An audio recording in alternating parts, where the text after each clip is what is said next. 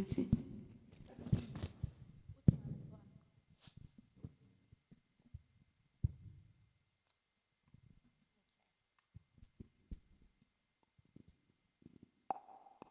Good afternoon, everybody. Yo, that was like literally two people. Let's try that again. Good afternoon, everybody. Some of you are laughing. That's not a good afternoon. Good afternoon, everybody. Good afternoon. All right. As it was mentioned earlier in the morning, we are Dynamic SA, and we really appreciate the invite. Like, we really appreciate it. It's been fun. And the food. And the food, and definitely the food, and the talks, and just the atmosphere. It's been amazing being here. We're going to sing how many songs? Okay.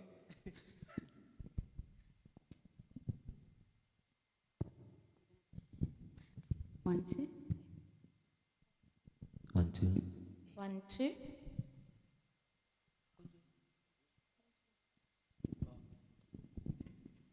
Good afternoon, church. Once again, we're not performing a song that's our own. You will hear some of our own stuff after we sing this one. So right now, we will pay homage to Assurance. Amen.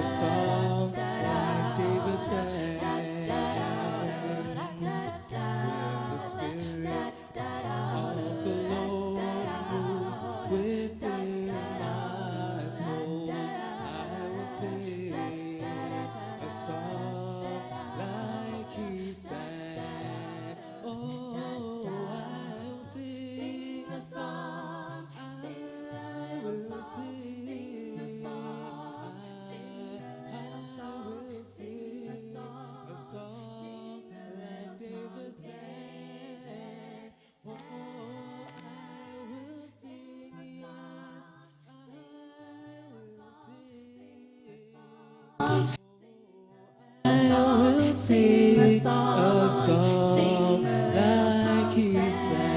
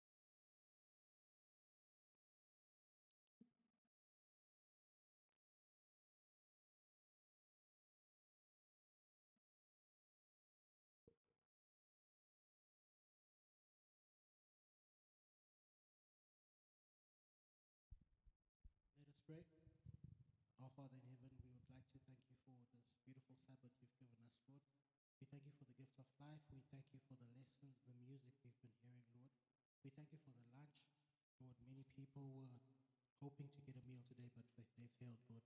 May you please be with us as we're going to be going through the rest of the Help Day. Help us so that we may learn the things that you want us to learn. Take us back to Eden, Lord. Help us so that we can go back to our roots and change our perspectives. May we have a paradigm shift and do what you want us to do, Lord. This humble prayer. Amen.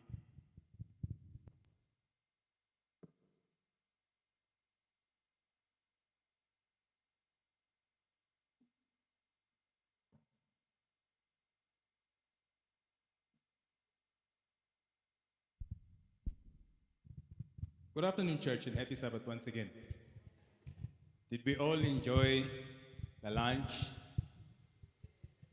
Yes, it's a pleasure, and actually it's an honor and a blessing to be here. Our table has grown. I'm sure some of you have noticed that now we've got some equipment, some machinery. I wonder how many of us have kitchens that look like this?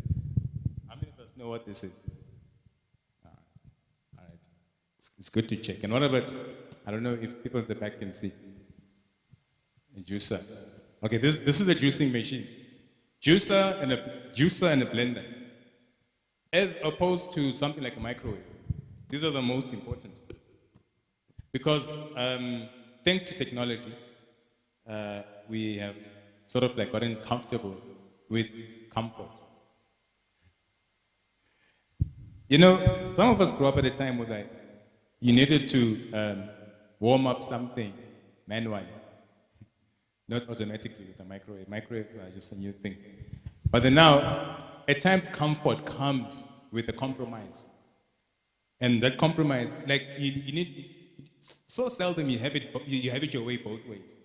It is okay, the comfort has come, but then now you need to compromise with something. So now, beloveds, we're the only animals that are cooking food. When it comes to the term food processing, cooking is also processing. Is it news to you? Or should I repeat myself? We're the only animals that are cooking food. Isn't that so? Like we've never seen a lion taking out a price stand. After killing its impala and like, yeah, for them land, I want the thigh. Yeah, where's the chili sauce? Oh, we've never seen a giraffe, chopping its grass and putting it in a pan. So we're the only animals. So why I'm saying, I'm not saying now let's start eating like animals, let's just go out and eat grass, like no. But I'm saying like the more raw we eat, the better. Because really what happens when we cook?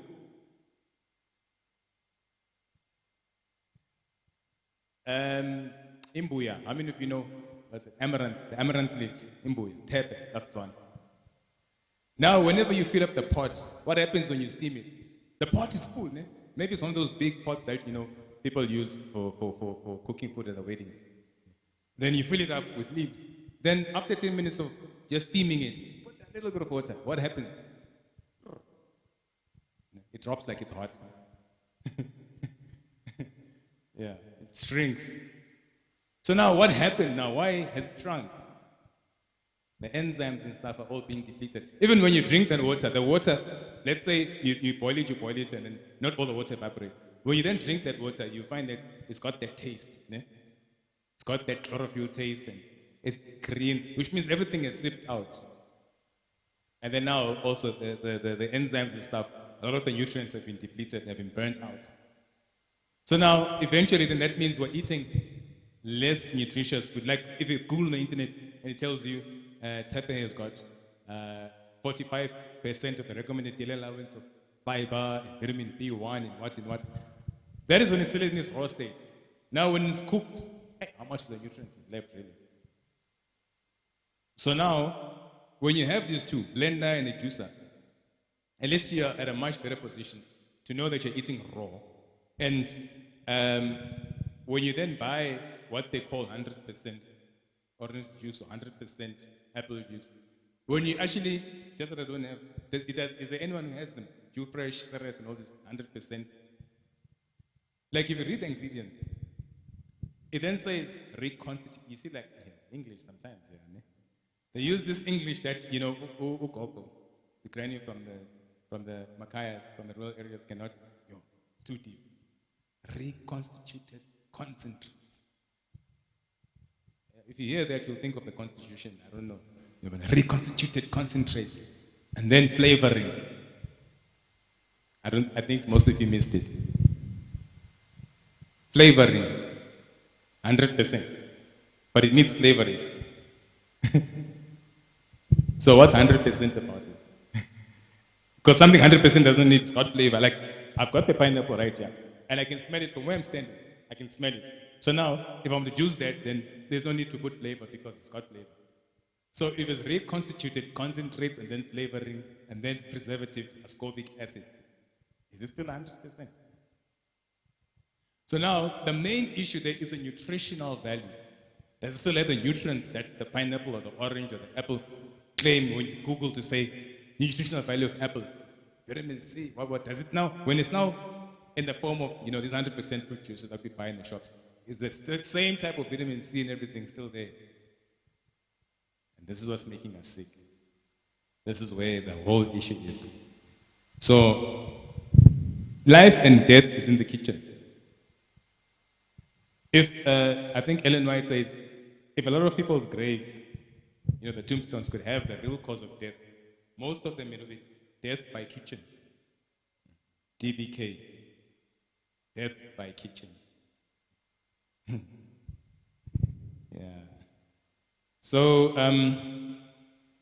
what happens in the kitchen is very important. And it's important for us to know and understand and diversify. I'm sure maybe some of you saw this nice weapon. Apologies if there's anyone from Rwanda who survived the time of the genocide, because they were using these things a lot to chop people. And, that's not my intention, to bring back bad memories. But then this is also a very important tool for these coconuts that I was showing you in the morning. If some of you have gone to places where they sell these coconuts, where they just chop, and put a straw, that's the tool that they use, the bush knife. And then for this coconut to end up being like this, that's what they use as well. Chopping up all that, because it's cumbersome, it's big. So now if you want to transport, let's say 100 of these, you take up a lot of space in your bakkie, it will sit down, the shocks will suffer. But once you chop out all this outer skin and leave this inner core, then it's easier to transport and it becomes lighter and you can fill up more.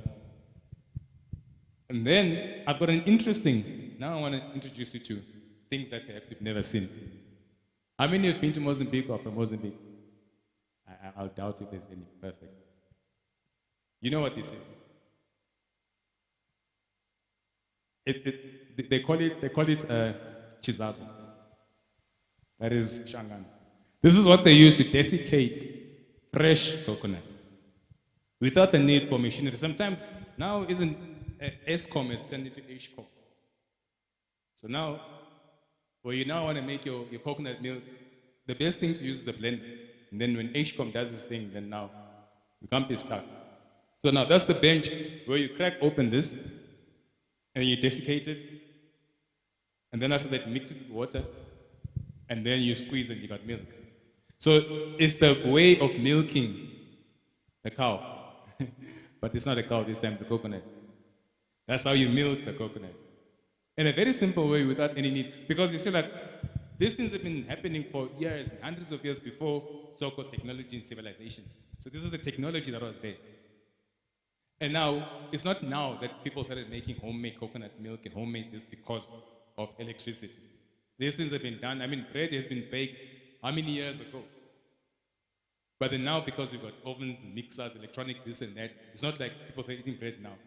I mean, at the time of Jesus, there was no such thing. Electricity was even, I wonder if anyone even dreamt of electricity. But they made bread. So now, can you see the paradigm shift now because of the comfort that has come with today's world? Technology, convenience. You don't even need to go and buy your food anymore. Uber Eats will deliver it right there by your doorstep. And we used to dream on the children to say, hey, I wish they could deliver us, chips. Well, dream come true. Especially during COVID. Yeah. Uber Eats made a lot of money. So now, these are the most important tools, beloved.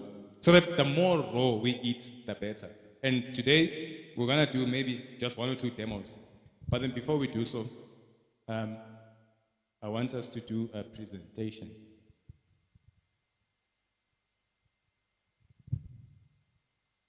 So now, it is important, beloveds, to talk about root causes. It is one thing to cure diseases, especially chronic conditions. You see, there's a difference between chronic and acute. Acute is like when you get acute diseases are infectious. So infectious diseases, things that you catch, things that you like, for instance, develop when maybe you're bitten by something, like a mosquito, a tsetse fly, or snails. Snails don't bite, but then they contaminate water with bilharzia and all that stuff. So those are infectious diseases. But then now, chronic conditions are self-inflicted. So them being self-inflicted simply means that it is a lifestyle issue. Yeah. So now, if it's a diet and lifestyle issue, you don't come in via diet and come out via herbs or drugs. You see, terms like manage and not reverse are common. Once you get high blood pressure, it's managed. Yeah? So if you get it, let's say this year, 2022, and you're only 22 years old, by the time you're 60, it's still being managed, you're still drinking the same drug. Yeah? If it's herbs, it's the same thing. But then why is it not being reversed? Why for 22 years will you still continue taking the medication? For what, really? Because medication is supposed to cure, isn't it? So now, why is it being managed? It's because nothing's been done about the root cause. What is the root cause mainly? It's the food. The food is where mainly, not only solely, but mainly, 80% will be. Another contributing factor will be things like being a couch potato, being immobile. God gave us the muscles, not necessarily for looking nice and wearing tight clothes, but then for working. And so when you don't work, when you don't have your heart rate pumping, when you don't have the blood flowing and everything, those muscles will waste away, and also will your immune system, and so will everything else. So when we have that acronym New Start, N is nutrition, and soon after that, E is exercise. So nutrition and exercise are right at the top. It's not just nutrition, it's not just diet alone. I know everyone wants to say, what can I eat, what can I eat? But then it's important to know an individual holistically, to say, all right, are you active? Do you spend time in the sun? What type of water are you drinking? All that constitutes and contributes to our chronic conditions. So New Start, for those who don't know what New Start stands for, N is nutrition, E is exercise, W is water, S is sunshine, T is temperance, A is air, R is rest. Oh, that's another issue. That's another thing that people ignore, rest. And the last T is trust in God, depending on who your God is. But then we only trust in one God, who is the God of all gods. So now, sleeping is another thing. You can eat right, exercise right, and everything, but if you're not sleeping well or sleeping enough, and there's a way to sleep as well. You don't just sleep upside down like a bat. There's a way, yeah. Positions, even how your room should be, Some people are scared. I don't know. I mean, these are serious conditions. It's called nocturnophobia. Some people are scared of the dark, so they sleep with the light on. But now that's actually damaging your brain. And not just slightly, heavily damaging your brain. So now, that is important, sleep is important. Enough rest. Otherwise, that's when your body regenerates, heals itself, grows, And there's different stages of sleep for that matter. There's stage 1, light sleep. There's stage 2, medium light sleep. There's stage 3, now you're getting to heavy sleep. Stage 4, random eye movement. Stage 5, paralysis, now you're dreaming. And that is stage 4. Stage 5 is where most of the healing and everything happens. But now, when you've got piano playing in the back in your bedroom, and your plasma screen is on, and then your light is on as well, and your cell phone is on, and then you're trying to fall asleep, you will not even make it to stage 4. I've hardly seen anyone who dreams when the rooms are like that. You know, the lights are on, and the music is playing, the TV is on. You see? So now, it's important to get to that REM, random eye movement, stage of sleep, and mild paralysis. You know, in mild paralysis, you can literally even try and move somebody. You know, you've seen those people. Like, hey, wake up!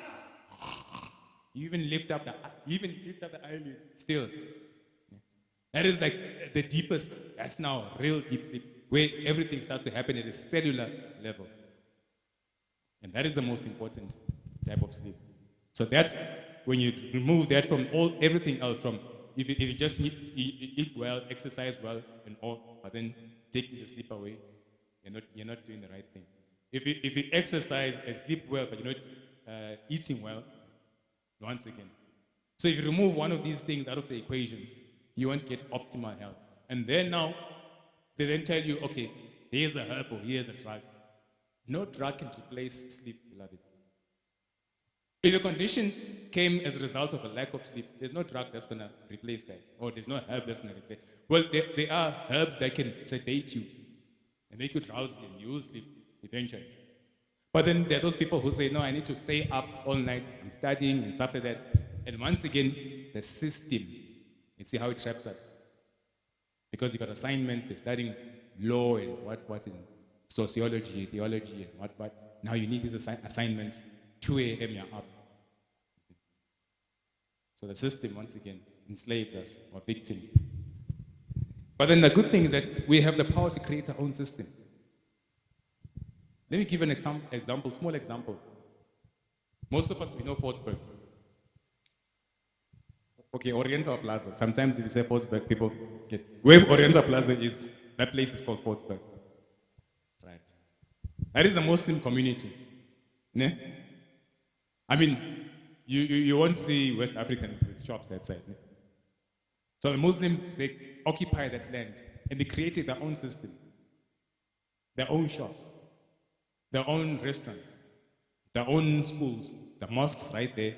I mean, if you get there at 6 p.m. or 6 a.m. when it's fasting time in June, July, you will know definitely that you're in the Muslim community because you hear them. And do you know what they're actually doing when they're actually doing that? They are singing the Quran. The Quran is the Bible.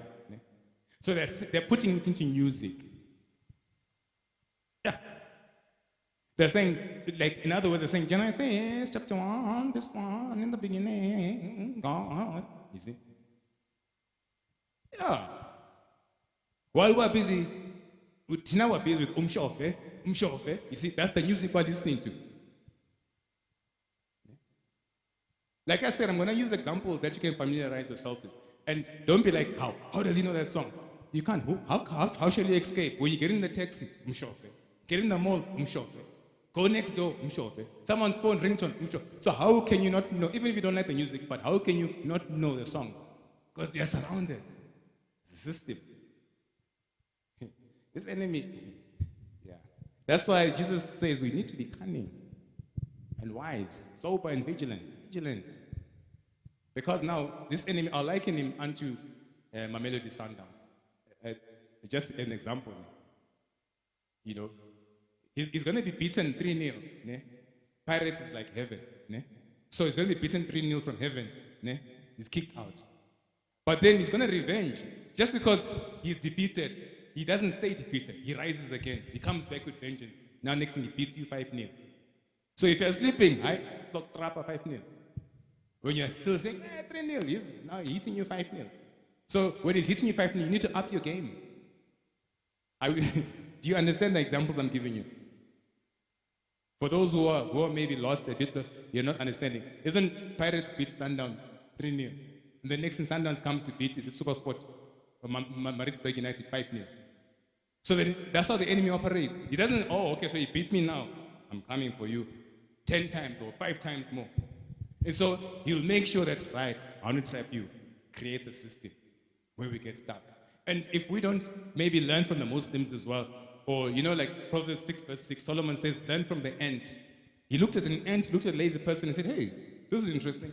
The ants continue to work, no maganjan. Even if you kill one, they'll continue to still make the line and continue working. And then now, some of us are happy with being lazy. I'm very lazy. Okay.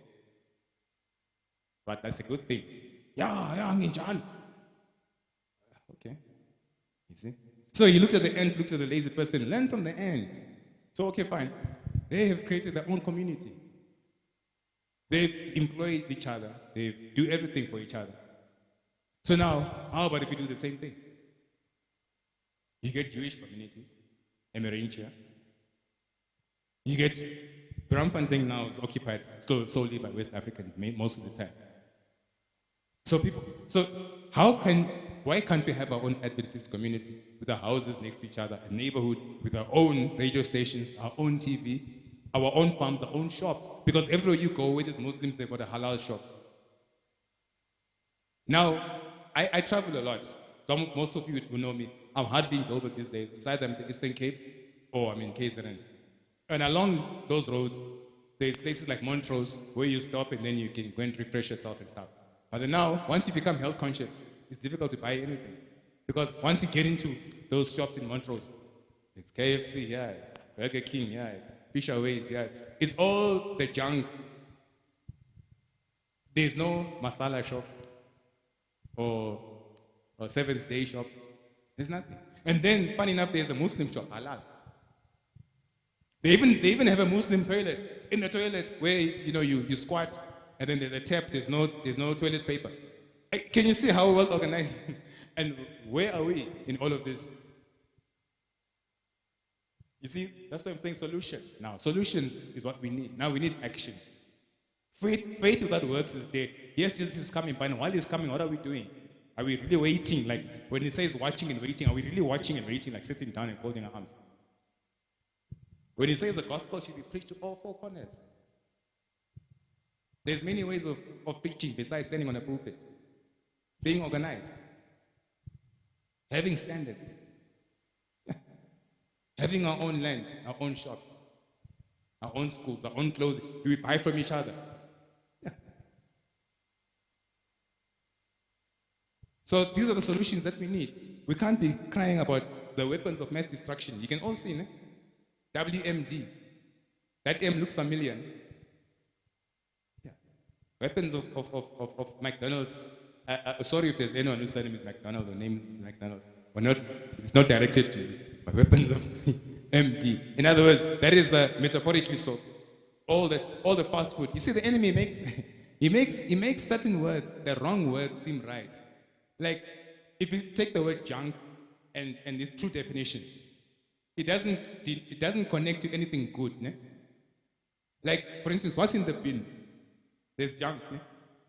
Yeah. And then now, if I say go and eat from the bin, really? From the bin, like seriously? But then now, if I say now, yes, KFC, junk. See what happened? So you see now, this time junk now means something good. Spoil, if a fly falls into your tea, what has it done? Just spoiled your tea. Ne? So you won't drink it. But it's better for the fly to spoil your tea than for us to spoil our bodies. Ne? Like, you need to spoil, like, what will you eat to spoil? To spoil. Even words like hell not mean good things. I mean, if the fellas see a fly babe walking past, like, that's a hell of a thing. Ne? When I say fly, I mean beautiful. Like a woman walks, wow, that's a hell of a woman. Ne? A hell of a woman. And you don't realize this thing. You see how our brains have been programmed. You don't realize that we're using wrong words to mean something good. Yo, that's a hell. Yo, that's a hell of a car. A hell of a car. Are you realizing this, beloved? Or you also weren't aware that we're using the wrong words to mean right? Why not that's a heaven of a car?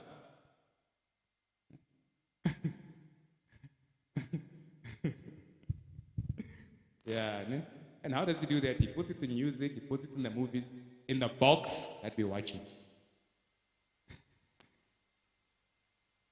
I always like to say, we know very well that the Bible has got the word ass to mean donkey. But then when we learn British English in school, we learn the true definition of such words like ass, you know. But then now, it will be strange if literally so I have donkeys at my house. Then I say, oh, I've got a really nice ass at home. It's the box, beloved. But then when you read the Bible, it says, and then they all rode asses into Jerusalem. Everything is okay. Yeah, the box and the enemy. So you see, Hosea 4 verse 6 says, my people are destroyed with a lack of knowledge. And is it to say that knowledge is not there? No, it's there. But it's the rejection. You know? That's what the Bible says. It's not the lack thereof, it's the rejection.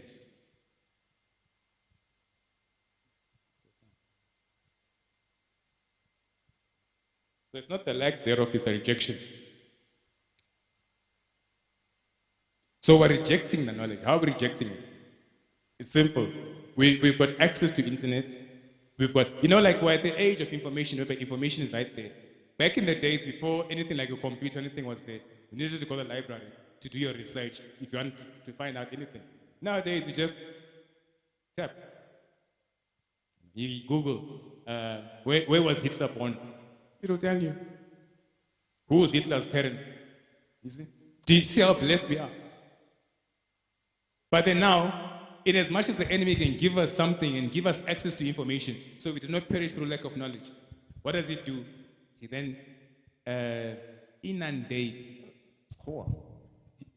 He then floods us. Yeah, let me use a simple term. He floods us, he bombards us with sensory stimulation in the form of porn, TikTok, Facebook, social media. And then he puts a camera on your phone. Hey, some of us who dreamt growing up, we say, yo, we've got these landlines. Sometimes you don't have the landline, but the neighbors have got the landline. So they'll need to come and tell you, hey, someone phoned. Come, I told them to phone in 10 minutes. Come and wait for your phone call to come.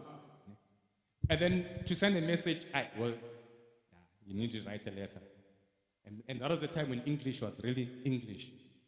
A love letter was a real love letter. This pen rhythmically dances and spills this ink on this paper to pour out the contents of my heart. How are you going to masticate the words of it? Nowadays, hi, where are you? Lol. Ne? Emoji. Ne? That's how simple life has become. Got these things with cameras. So now that's what we're being told, we're being channeled away from now actually Googling. Like Google Hitler, really, so what? It's not important. Okay, Google the best foods highest in vitamin C. Or the best foods highest in omega-3 fatty acids. How to replace fish or how to replace milk. Whoever Googles such a thing? It's boring. These fast food things. But what's more important is Instagram, Twitter, all these challenges. What? I'm a piano challenge. What challenge? What challenge? Hey. That's why he's gonna make us he'll give you the books, everything, information is there, but he'll make you not want to, because the software that is inside has become wrong. We want something that is stimulating. So hence, the enemy will always attack. Hence I'm saying when we attack, we should also attack. We should realize how it's fighting. Otherwise, we'll forever be losing. So because the food industry is profit-driven, nutrition is not important to the consumer. Costs are cut and cheap synthetic ingredients are added. It's all about packaging, shelf life. That's the most important thing. If you're a retailer, if you're in business, you don't want to be having losses. You buy 100 pineapples, and then in 5 days, they're all 90 of them rot, and only 10 can be sold. That is a loss. So now what's going to happen? You're going to be forced to preserve it, pack package it, juice it, not even to encourage eating the whole pineapple, send the whole pineapple. You're gonna juice it and then add the ascorbic acid in the what in the ingredients. And then to make sure that it is more appealing and it's something that is more, what can I say, tempting, so that you can drive you towards buying it. Take Nicki Minaj's picture and put it there. And if your target market is the males, then make sure she wears something to bring out her cleavage. Ne? Then people will buy it. Like honestly, have you ever seen at the advertisement of a supercar without a girl in a bikini sitting on the bonnet? And the doors open. You ever see those doors that open like wings? Ne? Yeah, the pull-up doors. And then there has to be a model, a six-pack, and a cleavage to sit there. And then now the car starts selling. I'm using proper examples, ne? Things that you can relate to. I once saw a billboard of a car wash, but then there's a girl in a bikini, and I'm thinking, car wash, bikini. So that's what it is, to make sure that you actually go for that product, whatever it is, no maganja. Yet it's got the things in there that are not wanted by the body. And then it's all about the profits. So refined, processed, poor quality food is causing more illness in humans than anything natural, organic, something that grows by itself. Hence, in schools, they'll never teach us nutrition. They'll never teach us, if they teach us nutrition, it's not the proper nutrition. They won't teach us farming, botany, you understand, foraging. There's no such a curriculum. And to make matters worse, in the medical curriculum, there isn't nutrition. I think they only get 7 hours of nutrition. First 3 years, Bachelor of Science degree, anatomy, physiology. After that is pharmacology, then is surgery. And hardly anything, if anything, on nutrition. Proper food. So now, these are the things that are causing conditions such as asthma, diabetes, heart disease, Some of these abbreviations, ADD, ADHD. You know what that stands for? Can somebody give us an answer? What does ADHD stand for? ADHD, what does it stand for? There's these new conditions that, children are getting diagnosed with: autism, ADHD. You just hear acronyms and abbreviations, ADHD. What is that? Attention deficit hyperactivity disorder. Ne? But you know what it really is? Artificial diet at home disorder. But then it's going to be an attention deficit. Now, you cannot clinically diagnose attention deficit hyperactivity disorder. Like, you cannot take a blood sample, urine sample to a laboratory, biopsy, and then, it's ADHD, because it doesn't exist clinically. But then you can see the behavior. The child being like John Cena during Sabbath school, jumping from the table to the, doing whatever this tombstone like Undertaker, can't sit still, can't, relax. ADHD. And what is causing that? The refined food. And it's business, because that's when the drugs come in. For everything, there's a drug. Even to pay attention, you need a drug. Yeah. So the food industry exploded about 50 years ago. And if you know the councils on diet, written in the 1900s, 1901, the Ministry of Healing, those books were written back right there at the turning of the new century, 1900, 1859, 1899, and so forth. Now, 50 years ago, you land to about 1970, 1960s. That's when the Wimpys and the Burger Kings and everything were really starting to become the in thing. Fast food. Now, with the advent of fast food, came the increase of chronic conditions. And back then, in the 1900s, it was quite a rare thing to say someone's got diabetes or, arthritis or cancer. Those are rare things. The most common causes of death at that time were the acute infectious diseases, the bilharzias, you understand, the choleras, and of which even the graph at that time was low. Then come fast, everything becomes fast now. Everything is now instant. instant porridge, instant noodles, instant marriage, instant divorce, instant everything.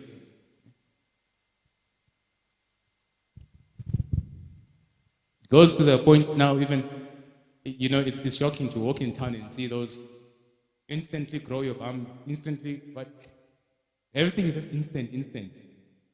That means instant death. And death, as the Bible defines it, as God defines it, is different from the way the enemy defines it. Death, according to God, is when you're out of your mind. Revelation chapter 3, thou art dead, but alive. You shall surely die. Of which they did surely die, metaphorically so. Psychological, spiritual. But then death, according to the devil, is now when the breath of life is not there. Now you're dead, yet the Bible calls that sleep. So when you spiritually die, it is fast, instantly, now going towards the grave. So the food industry denies these things. I mean, it's a cartel. There's governments involved in it. How do we have ministers of health who are all doctor who, but then it's common sense to say your body needs the right food, right nutrition, exercise, and none of them promote any of those things. They don't even mention those things. I mean, which head of state, whenever addressing a nation with regards to the COVID pandemic, ever mentioned to say we need also to cut out sugar, exercise, eat more ginger and more lemons, boost our immune systems, spend more time in the sun? I'm not being controversial or anything. I'm just being observant. I mean, I never heard not one head of state or one minister of health saying that we need to practice healthy, do healthy practices, exercise, new starts. Are they not aware that the Seventh-day Adventists have got something called New Start? They are. Some of the government officials are actually from the church. Yeah. But there's business in some of these things. Business in sickness. If we all become healthy, well, the industry goes broke. So when you remove the true nutrients, you then add the synthetic ones. Salt that is iodized.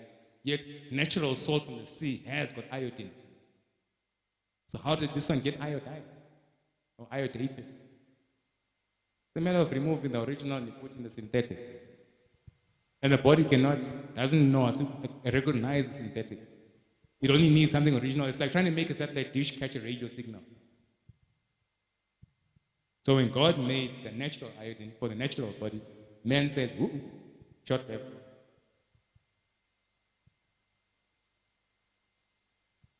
So some of these E numbers, I'm going to use an example. I didn't manage to get much, but then I managed to get this packet of knickknacks. We all know knickknacks. Maybe some of us ate them this morning. Or we buy even the bigger packet to replace the popcorn when we're watching Showmax. These things are sold a lot at schools. Ne? Yeah. Now, before I even read the ingredients, let me try and count them. And here's the interesting part. You see, where it says knickknacks, big, bold letters, everything, it's all colorful, with the cool dude in his shades and his cap there. Yeah? But then where the ingredients are, even if you need even good eyes, first of all, knowing that a lot of people have got bad eyesight. Besides having to look for it like it's something in a crossword, those puzzles where they just put letters and then they say find this word. That's how it's like. So now you'll think it's just a simple bag of chips, but then it's got, let me see, 1, 2, 3, 4, 5, 6, 7, 8, 9, 10, 11, 12, 13, 14, 15, 16, 17, 18, 19, 20, 21, 22, 23, 24, 25, 26, 27, 28, 29, 30, 31, 32, 33, 34, 35, 36, 37, 38, 39, 40, 41, 42, 43, 44 ingredients. Or something that can just be made with just maize flour and salt. and oil, but there's 44 ingredients. Okay, let's go through them. And not all 44. It's too much of a Bible. It's like Genesis to Revelation. We'll just read one chapter, that's all.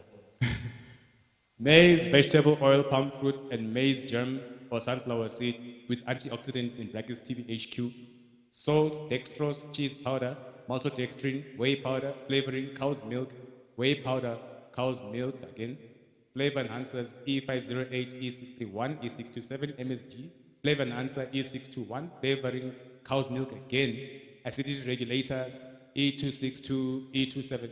Okay, that's the first chapter. Yeah, then we close the Bible.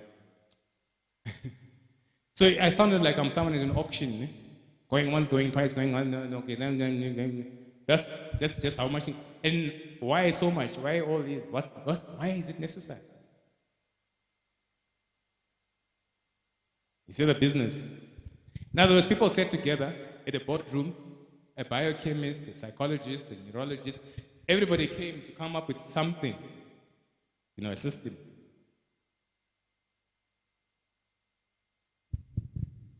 I don't know if they're able to play a video. Are you able to play the video?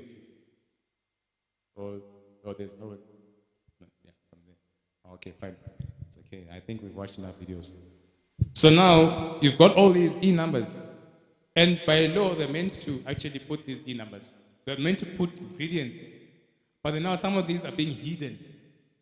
These are hidden codes. So they're not going to write exactly what it is. Like, for instance, E110 sunset yellow, which can cause urticaria, hives, rhinitis, congestion, eye damage, blindness. You see? So now, if they were to write that this is sunset yellow, or this is tetrazine, or this is what, then some people can actually sue the companies, or, but then at the same time, when you eat the product, and then you have an allergic reaction, you cannot sue the company and say you didn't label that it had this. They'll say, yes, we labeled it, but it put in an E number. And since you got a phone with Google, why don't you just Google it? But then, given that there's 10 E numbers, that's not a lot of work. That's like an assignment, a homework. So that is, where these chronic conditions are being manufactured. This is where the business expert comes. This is where the addiction comes as well. This is where even the graphics, Now we want something that should look good. And the term looking good has been defined to us. We're using standards that are not God's nature. Like you can't look at a sweet potato and see it as something attractive because we've been inundated, bombarded with these graphics. It needs to have Spider-Man on it. You see the graphic design standards?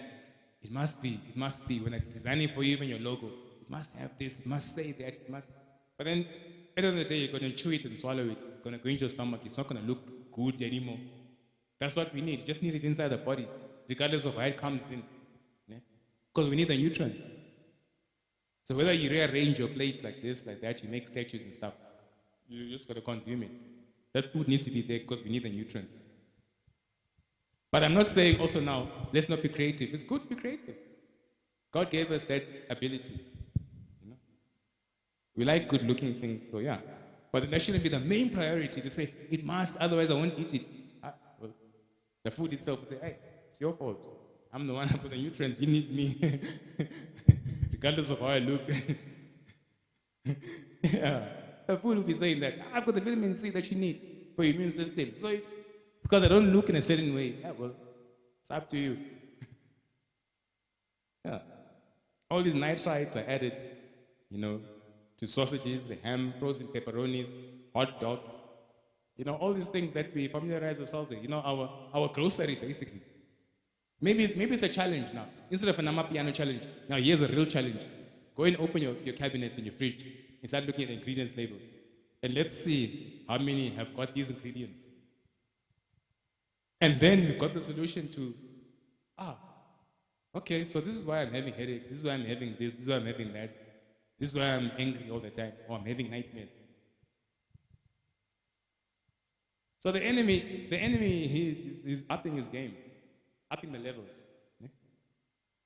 So when the levels are going high, we should also raise our own levels. Sweeteners, And here's something interesting. Can you see E950 as a sulfur, K meaning potassium on the periodic table? So as a sulfur potassium, how many of you actually consume those sweet canderel, those artificial sweeteners? And things like Coke Zero, whatever Zero, Sprite Zero. Isn't the say for diabetics it's to reduce weight as well, so there's no sucrose in what was diabetic friendly? But then these acesulfame Ks, aspartames and stuff, they're actually worse than the sugar that they're removing, the high fructose corn syrup sugar. Let me see. Products that contain aspartame. Ne? So there's E950 acesulfame potassium, E951 aspartame. Ne? Things like Pepsi's, children's drinks, Flintstones, complete chewable, sugar-free gums, Kellogg's, ne? Vitamin D supplements. Because aspartame, okay, there are over 92 side effects. Aspartame can dissolve ne, in any form and deposits itself in any part of the body. So it brings on clinical diabetes and causes convulsions. The very same sugar that we're saying, or running away from Coca-Cola because I'm diabetic, you go for aspartame. From the frying pan to the fire. So then, hence, the disease needs to be managed. They cannot then give you a solution to say, okay, now that we've given you the zero and the artificial sweetness, next thing your diabetes will be reversed. No, it needs to be managed. So you need to continue having a reason to stay on the medication. And then the convulsions will then come. Things like, epilepsy. Worse if you're epileptic and you're taking these things, it makes it worse. So yeah. So now, this is what we're having here, as ingredients that we are really much oblivious or ignorant towards. And quite frankly, nobody or no institute or anything is teaching us to be, to be sober and vigilant and read these ingredients. And even to teach us to say, what do they mean? Just like we're not being taught even the Constitution and our rights in school to say Constitution Act number, what means that you're able to do this. A lot of people don't know even. Things like your rights, things like ingredients, things that you're putting in your body. Is there anyone with a comment, question?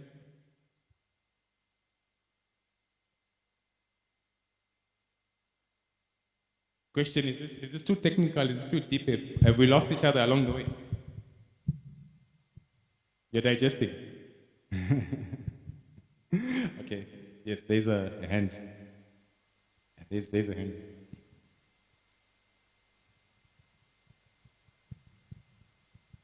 Yes.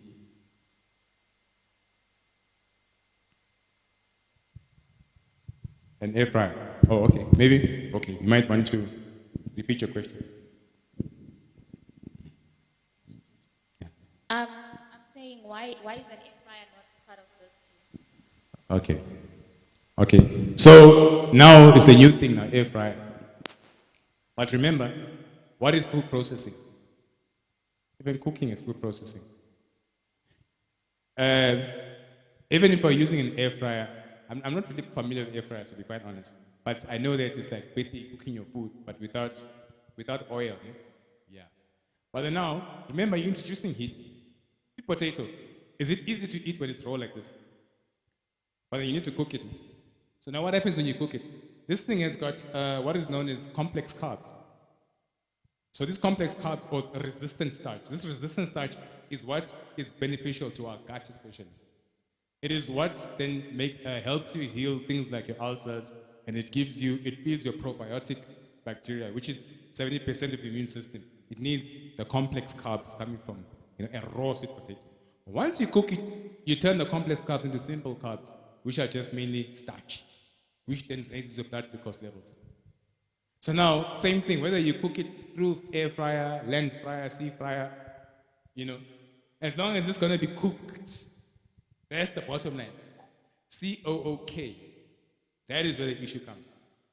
So when we're saying we're encouraging more raw, fine, I don't think it's going to be attractive to be eating a sweet potato like that. Then there's the juicer. Yeah. What happens? You can juice it. And when you juice it together with your, I don't know, your carrots and not, you can make your own cocktail. Then, there's many ways of consuming it. But then if you're strong and you're a very godly person, you can just take that and, eat it like how you eat a Cadbury. Yes. Yes. Okay. Steaming, okay, cooking is an umbrella term. Because when you're frying, you're cooking. When you're frying, you're cooking. When you're boiling, you're cooking. So then now, maybe your question, which you're trying to say, is boiling and steaming.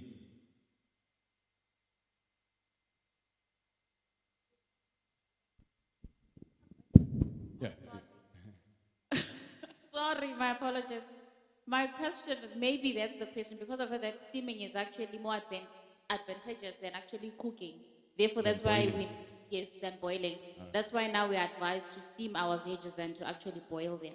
Yeah. You see now, isn't to move from 0 to 100 in 2 seconds is difficult. But I say move from 0 to 100 to, like, to say, all right, stop cooking now, have it raw. Now you try and imagine spinach raw. Or how many actually eat spinach raw? You like the only one, maybe 2, 3, 4, you see? Sorry? We must smoothie it. Smoothie, in your smoothie, ne? Now, can you take a bunch of spinach and just... Hence, I'm saying, moving from 0 to 100 in 2 seconds like a Ferrari is difficult. But then, that'll be the best way to actually eat your spinach. If you can just chop it up and just chew it up. And, take your time chewing because a chimpanzee chews his food 300 times before it swallows. Now, obviously, we don't have time to chew food 300 times. Some even barely make it to 30 times of chewing. But then now, if we could eat it like that, the better. But then it's quite difficult and also socially unacceptable. Like it's better for me to see me eating a banana. I just take a banana peel. It's more socially acceptable. Like, yeah, he's eating a banana. Now, if you saw me eating spinach like that, in front of you, I'm doing this presentation, I'm having my bunch of spinach. So, won't you all think, hi. So now, hence, they say, okay, steam. But then they're not giving you the full story to say you can rather boil. Sorry, have it raw. Because, yes, there's another hand.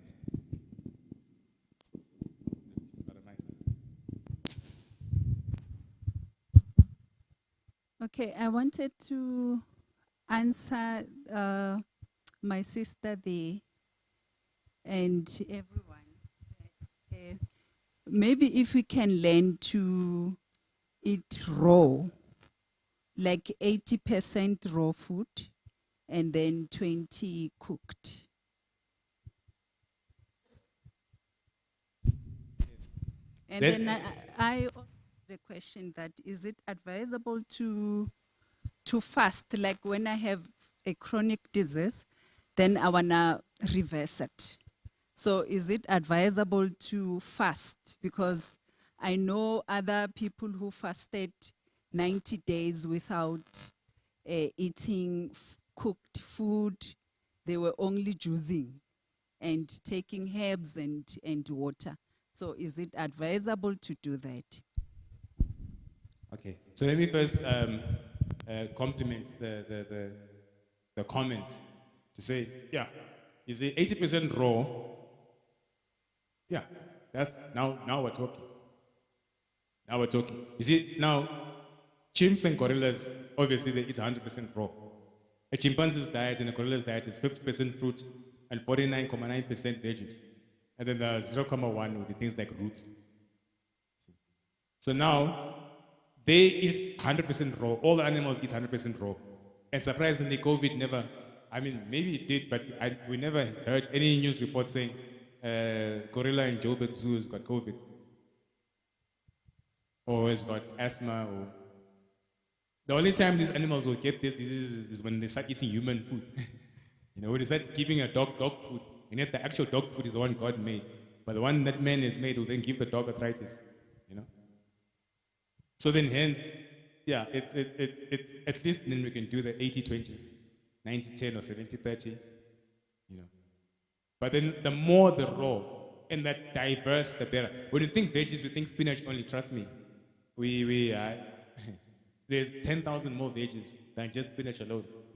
And like I'm saying, it's not your fault. The system has never taught us. They don't advertise. Have you ever seen a broccoli or cauliflower advert on TV?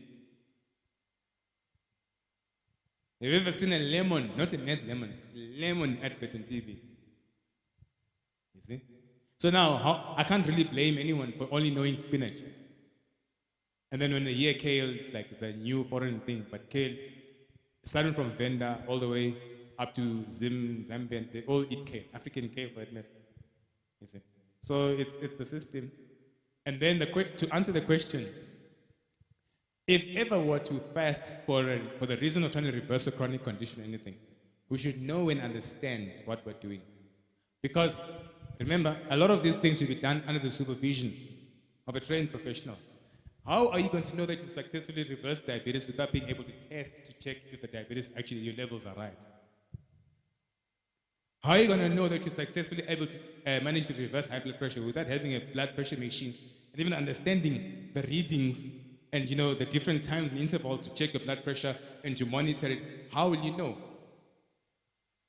Because it's simple to just say fast and then reverse and then drink this herb and that herb. But then certain herbs, you see, everything has terms and conditions, and there's a skill to everything.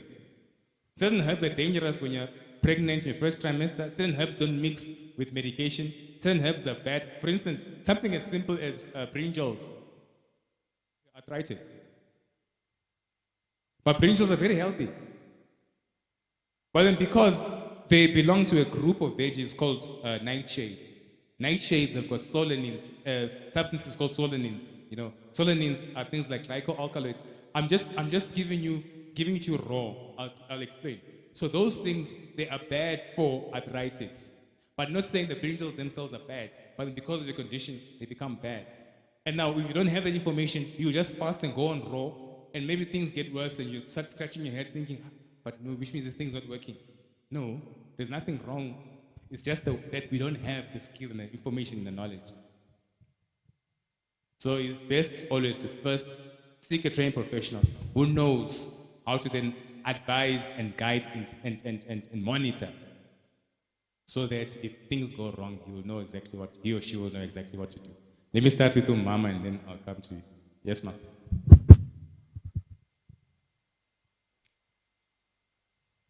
Oh, okay. Unfortunately, the mic came. Okay, no, there's no mic. Okay, my question is based on nightshades. Because somewhere I read that potato, green pepper, I think tomato and other things are nightshades. So can you just talk more about that? Because my understanding was that when you eat those things, you must eat them in moderation. So if you can just talk more about the nightshades, I'll appreciate that.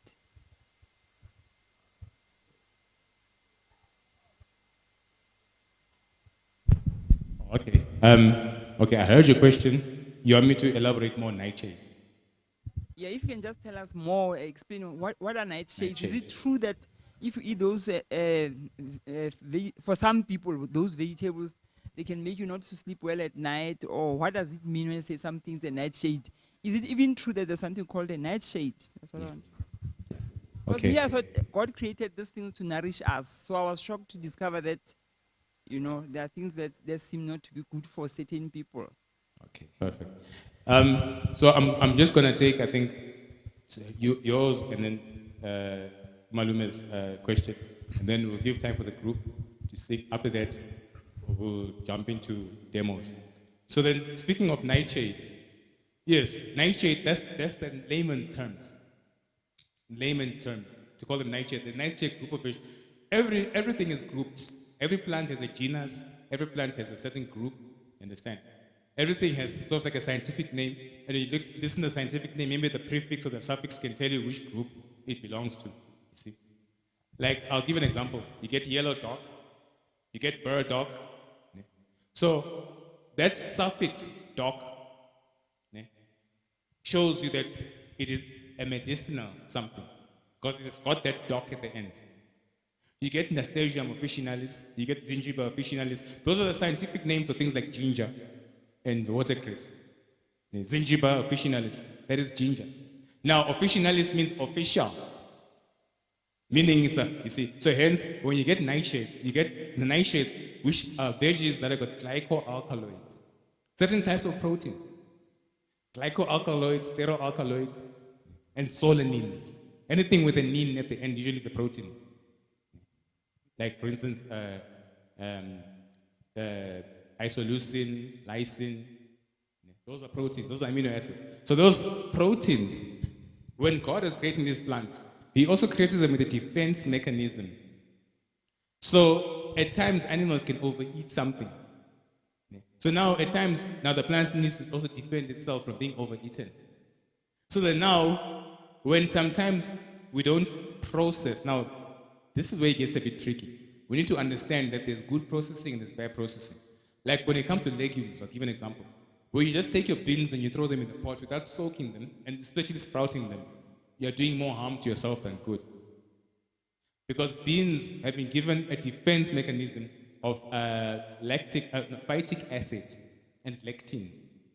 So that phytic acid and lectins actually prevents the bean from insect attack. That's why you can buy sugar beans today or butter beans or any of these beans, leave them for the whole year and come back, you still find them intact.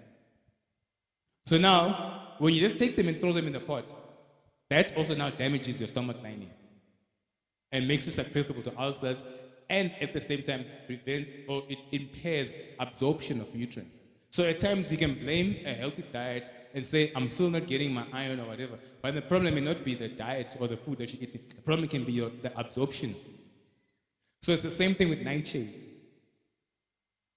So then now, God has given us a bountiful variety of different types of veggies that we don't need to be stuck only on the bell peppers, the brinjals, the tomatoes, the potatoes. Some of these veggies are actually hybrids, like the potato. Potato we eat is a hybrid, it's not an original.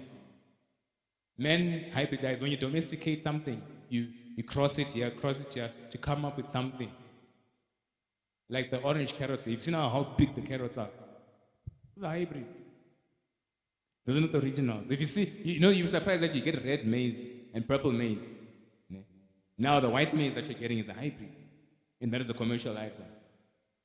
So sometimes we get even things like gluten from things like barley, wheat, rice, spelt. That also can be bad for you, and that is in a certain way maybe a defense mechanism. Or if it's not a defense mechanism, it is what the grain is made of. So we need to know how to process, how to sprout. You need to know how to avoid other things like nightshades, eat them in moderation, or have other foods that are not nightshades. So it's a whole curriculum where we need to diversify our knowledge. So that's what nightshades are. Yes, sir.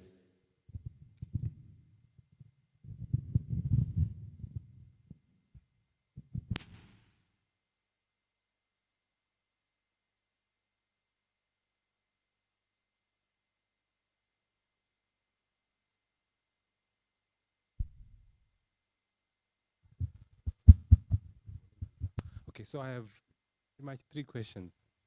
I think the other one you touched on it. The initial one was, if you notice the beans that I buy in ShopRite and Checkers and stuff, it's quite different because you can cook it within 3 hours or 4 hours. But the one from Ekaya, you can spend the whole day cooking it, and it won't be okay. The other question was like, okay, so the thing is, I now understand that you need to eat raw food, right? Like pretty much 80%. So then how does one start? Because pretty much for myself, we used to just cooking food and that's it. How does one start off on that? And the other one, we're debating, like, okay, so since it's raw, eating sushi would be best because it would be raw stuff. That's one of the debates. Okay, thank you very much. Okay, let me start with beans zasemakhaya. Remember we always soak beans. Unfortunately, we soak them for too short, only 24 hours, or even less than that in most cases. Now, the longer you soak until you sprout, do you understand what I mean by sprout? Soak them until they germinate, until the root comes out. Now they become soft. You can actually even eat them raw. And that's what the Chinese and Japanese are very good at doing. You know, you go there to their shops, you find the beans, the mung beans and the soya beans with the original, they got roots, you know, and they just take those and throw them in a salad. So once you start consuming beans like that, then you don't even need to worry about cooking them. Waste the whole day. If you're buying prepared electricity, yeah, maybe you'll spend 500 rand just on beans alone in a day. So now when you start, you know, sprouting, that's the best. And then, what is the second question? It was about. How does one start eating raw food? Hence, I'm saying now, we need to unlearn and relearn. You see, it's not easy for me to just tell you how. It's like trying to tell you how to fix a car. Now, when you open your bonnet, you'll see sparks. You know, so it's now what we need to learn to say, okay, this is what we mean by raw. These are the foods. These are the ones to avoid. This is how you actually mix them up. This is the nutritional profile, you know. And I think the hardest part, or should I say, the part that will bedazzle a lot of people is the actual different type when you diversify. Because if you're just eating raw spinach on its own, you're not doing any justice to yourself. And at times also, here's another issue, is absorption. When you're eating, say, raw greens, what makes the plants green is chlorophyll. In that chlorophyll, you find the magnesium element, and then you find a whole lot of calcium. And the chlorophyll in itself is iron, but it's a non-heme type of iron. So when it's non-heme, meaning that your blood, what makes your blood red is hemoglobin. So now, since the hemoglobin is chlorophyll, so now that needs to be converted to red hemoglobin, which is heme that your body has, that your blood is made of. So now that's a whole process, and then that needs a vitamin C cofactor base. So you see, it's just one thing to then start eating spinach on its own. And then your health condition is not improving. Maybe it's even getting worse. Then you really become, you know, you become confused. So hence now we need to unlearn. Moses had to come out of Pharaoh's palace after having spent 40 years, to go 40 years in the wilderness to unlearn so that he can lead the children of Israel to the promised land. So we need to institutionalize. The devil institutionalized the lie. We need to now institutionalize the truth. Have our sanitariums where we're teaching. So that is actually, but then I'm going to make a simple demo. I'm not going to leave you empty-handed. I'm going to make a simple demo of, you know, how now you can actually juice. There's the pineapple, there's the ginger, even the sweet potato, even the apples. And that will be like an easy way of actually eating raw. And that is your 100% fruit juice. And then now with sushi, yeah. Can I add, brother? Oh, okay. When we talk about raw food, we must also include fruits, because you can prepare a bowl of fruit salad for breakfast, and then your lunch or your dinner can be your green salad, which is, you can do kale with tomatoes, cucumbers, olives. That's raw food. So raw food doesn't only mean vegetables only. Okay. Sorry to interject. Okay. I'm Malume, right? Malume eats, right? So, mina nfuna something heavy. Not like starch per se, but something heavy. So, I'm a vegetables, they sort of like will end there by the throat there. I know, I'm serious. I'm just asking. Yeah, that's actually a valid point you're making, because that's usually always the response. When I work in construction, or I'm a rugby player, you see. That's why I'm saying there's no one size fits all. And, you know, like the examples that Auntie gave us, it's just, those are just very, very basic. But then, so often, because now I'm talking from experience. When I say experience, it's because now I deal with clients who have been eating like that. Say somebody has been eating a raw salad for supper and fruit salad for breakfast. And then now they've come with the worst condition. anemic, or what, you understand? Now, it's easy for people to then blame and say, but look, now this raw thing is not working. Am I speaking to someone? Yeah. Yeah. And now, is it really the food to blame, or is there really something wrong? That's why we need to know to say, when you look at a coconut, what is the nutritional profile? You see, once you know what nutrients are in the coconut, it makes life a whole lot easier. You'll know what you're missing out on. Because spinach doesn't have everything. Kale doesn't have everything. Tomatoes don't, and worse, tomatoes. Now imagine you've got ulcers. Imagine if you're arthritic. You see? That's why that knowledge needs to be institutionalized so that now we won't have problems going forward. But then it is a good thing, like I'm saying, like it's good to have your fruit salad, it's good to have your juicer. Yeah? And the basics. But then now after that, we need to actually, see, this church, it should not just be a functional building on Sabbath only. What's happening during the week? Why don't we have lessons and stuff? Turn this into an institute, a life coaching institute, where we have this information, a curriculum. Everybody now, has the same knowledge. And now, go home and try. And then, okay, let me, before I get to your hands, let me respond to the sushi part. Beloved, now I'm going to use creation in a scientific way. Anatomically and physiologically, we're not designed to consume animal flesh. Yeah. I know you're going to say, no, Leviticus, no, no.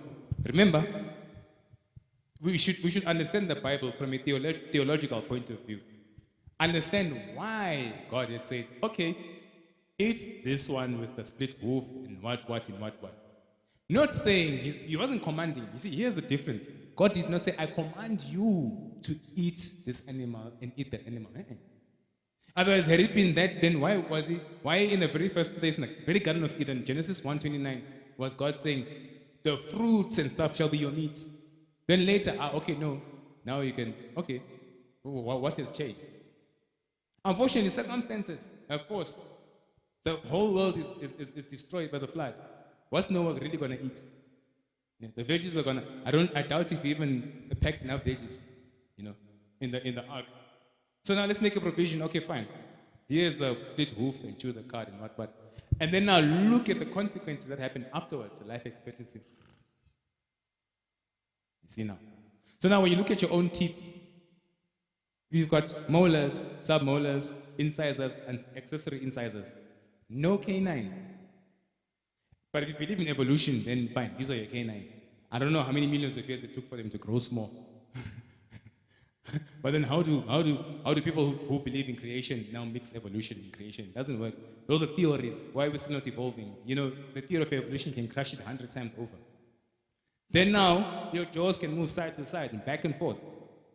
And carnivores can only move up and down. Carnivores only have canines, no molars. Your intestines stretched, they're 8 meters long. A horse's intestines stretched are 20 meters long. A lion's intestines stretched is only 3 meters. Why are they short? Because whatever the lion eats needs to first evacuate. And if you've got long intestines, whatever you eat needs fiber to move those intestines. So longer than 5 meters, you need fiber. There's no fiber in a piece of flesh. There's no fiber in an egg. There's no fiber in any animal product. So what happens for it to move 8 meters in a very cold? The lions is only, and then anus and number 2. With the human being is first duodenum, jejunum, ileum, cecum valve, ascending, transverse, descending, anus, rectum. So most of it doesn't even make it to, we're trying to get to Joburg. Most of it doesn't even make it to Randburg Ridge. You know what I mean? Most of your food doesn't even make, your waste doesn't even make it. It gets stuck somewhere along the way because, it's like pouring oil inside your drainage, your sink. It clogs up, and then next thing, there's no number 2. Once you're skipping days, whatever you eat should come out within 24 hours. Yeah. But now once you eat today, then tomorrow, 3 course, 3 meals, the snacks in between. But day number 1, number 2, there's no number 2. You understand the numbers? Day number 1, number 2, there's no number 2. Day number 3, no number 2. Day number 1 is supposed to be number 2, number 2, number 2, number 3, number 2, but it's number 1, 2, 3, no number 2. What happens now when you've got the sewer system blocked? Imagine the sewer system in your kitchen is blocked. Then you wash your dishes again, you pour all your whatever, and then nothing is going. And then bloop, comes back up. Now what's really making us sick? If it remains there, not coming out, it gets back into your bloodstream. Because your intestines are porous enough to allow nutrients to get into your bloodstream. Then your liver, then... Now if it's nutrients plus, you like to call it poo-poo. Then you see now. So now, imagine now sushi. Raw meat. Be careful. You see, animal flesh has got worms and parasites. And now, imagine when it's raw. Okay. That's raw. Zakala So now, I guess I answered. That's the reason why, sorry, let me just say this one last thing. I don't want to take much time. That's the reason why the first thing God did when he made the Israelites cross the Red Sea, he changed their diet. And then when they rebelled and said, man, we're missing the shisanyam, the forest of Egypt. He said, okay, here's the birds, eat them. But what happened? They all died. Moses would lift up the serpent to save them. Daniel and the Hebrew boys, people call it Daniel fast, and I wonder, he wasn't fasting. He doesn't eat that. I use myself as an example. I don't eat pork. So if someone says pork and I say I don't eat, it's not a do me fast. He doesn't eat that. And he said, we'll challenge. Why? 10 days. Look what happened. Like I said, okay, just one more, and then, or is it both of you? Okay, thank you so much for the opportunity to ask this question. I'd like to know, when you're juicing or when you're blending, is it advisable to mix fruits and vegetables? Because we've heard that those two shouldn't mix. So, how best do we do the combinations so that it still balances out but doesn't also confuse our immune system? Thank you. Thank you for that question. Now, this is very interesting. This is where it gets really interesting, beloved. We need to first define. You see, that's what I'm saying. We need to institutionalize the things. We need to first define what is a fruit and what is a vegetable. And I can bet you no one will get it correct. What is a fruit? Yes, sir.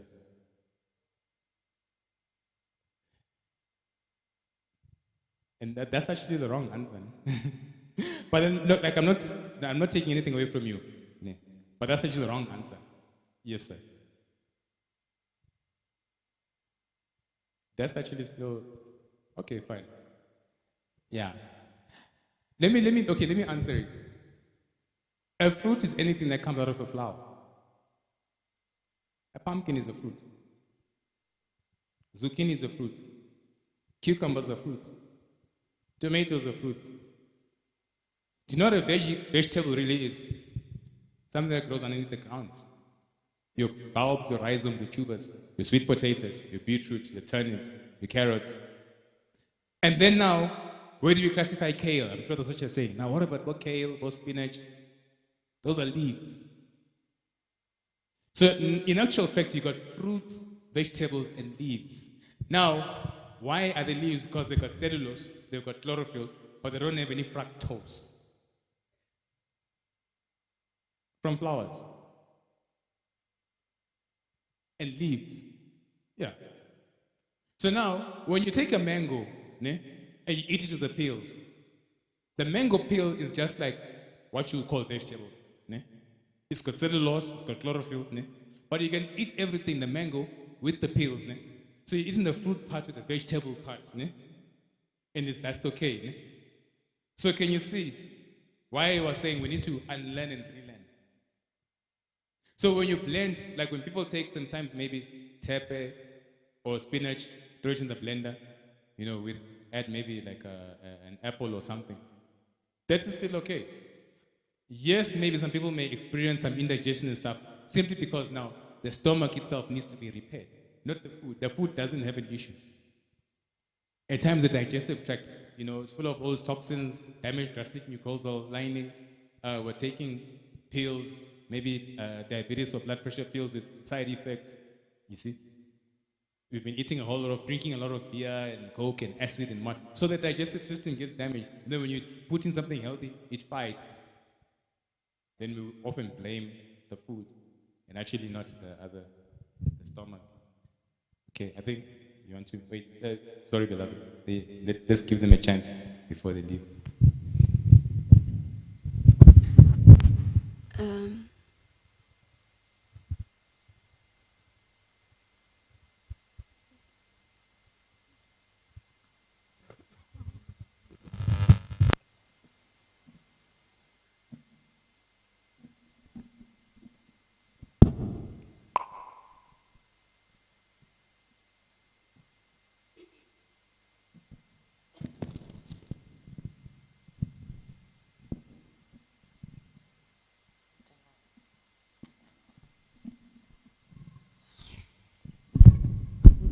One, two.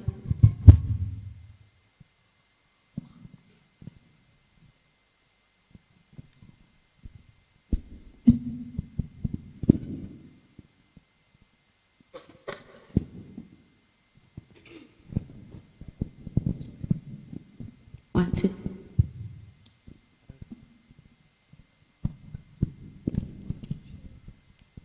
Testing, 1, 2, 3. 1, 2, 1, 2.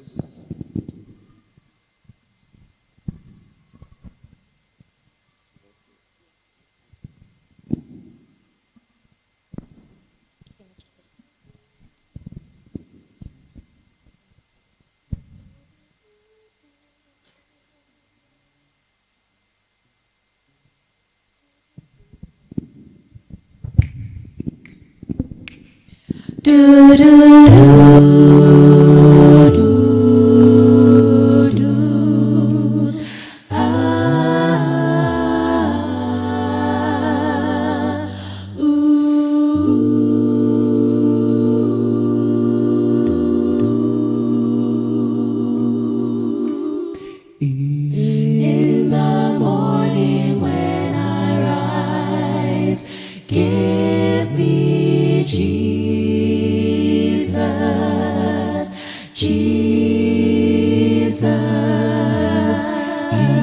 He can heal a troubled heart, and He'll answer. Hear us when we pray.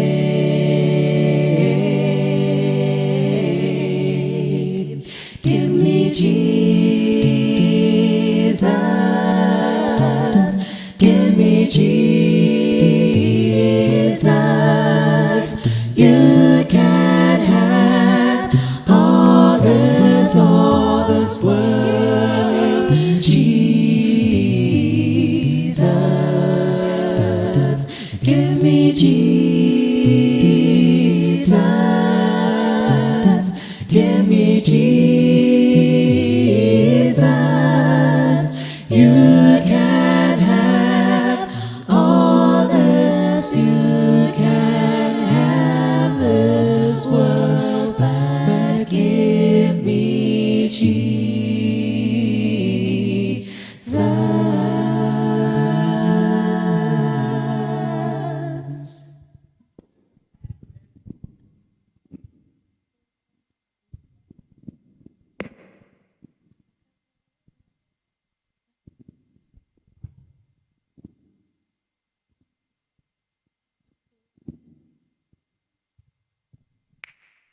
Because the way there isn't easy,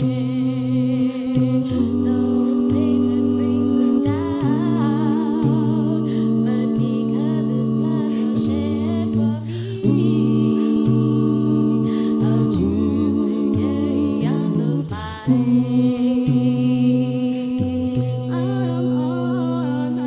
On my way to the Canaan land. On my way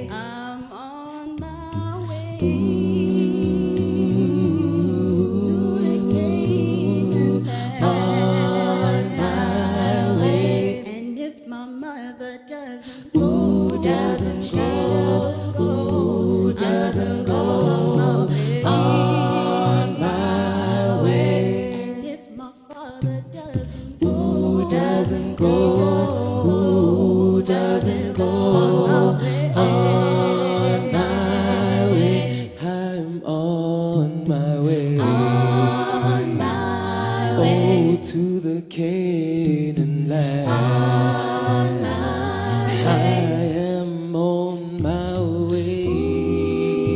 Yes, I am to the Canaan land. on my Oh, way, and if the elders don't go, don't they don't go. I'm still on my way. on my way, Yes, and if the deacons don't go, they don't go. I am on my way. on my way, I am on my way on my way, to the Canaan land. on my way, I'm on my way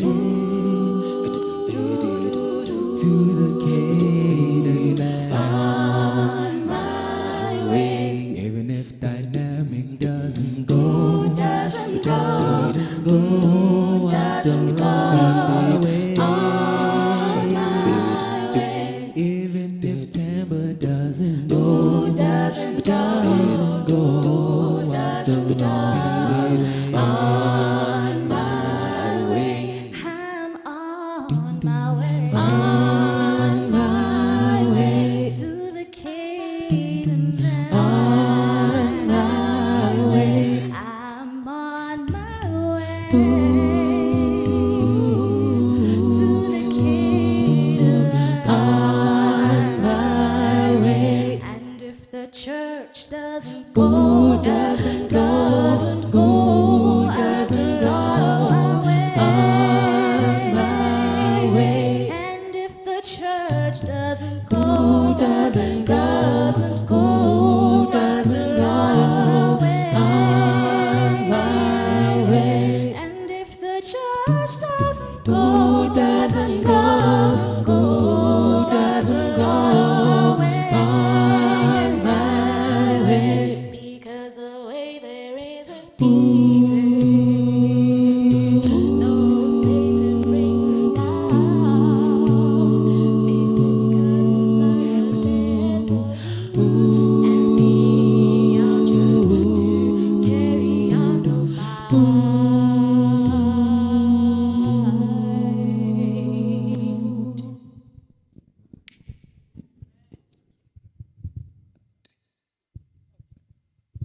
So unfortunately, we have to disappear, but we just wanted to say thank you so much for having us as Dynamic. We really enjoyed our time here. Did you enjoy having us? Oh, okay. No, that's good. No, we enjoyed, right?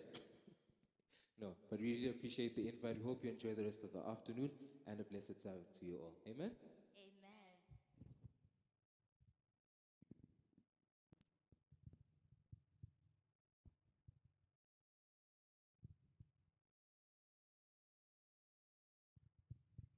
Amen to the wonderful music. Yes, yes. So now, we're not going to waste much time.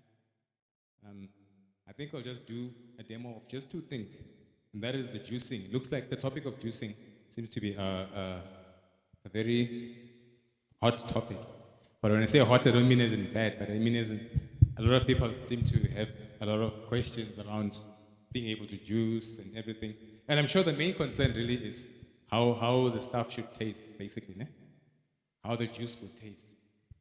So I know taste is a very important thing to a lot of people. So I'm going to put on my apron. Let me just put this check.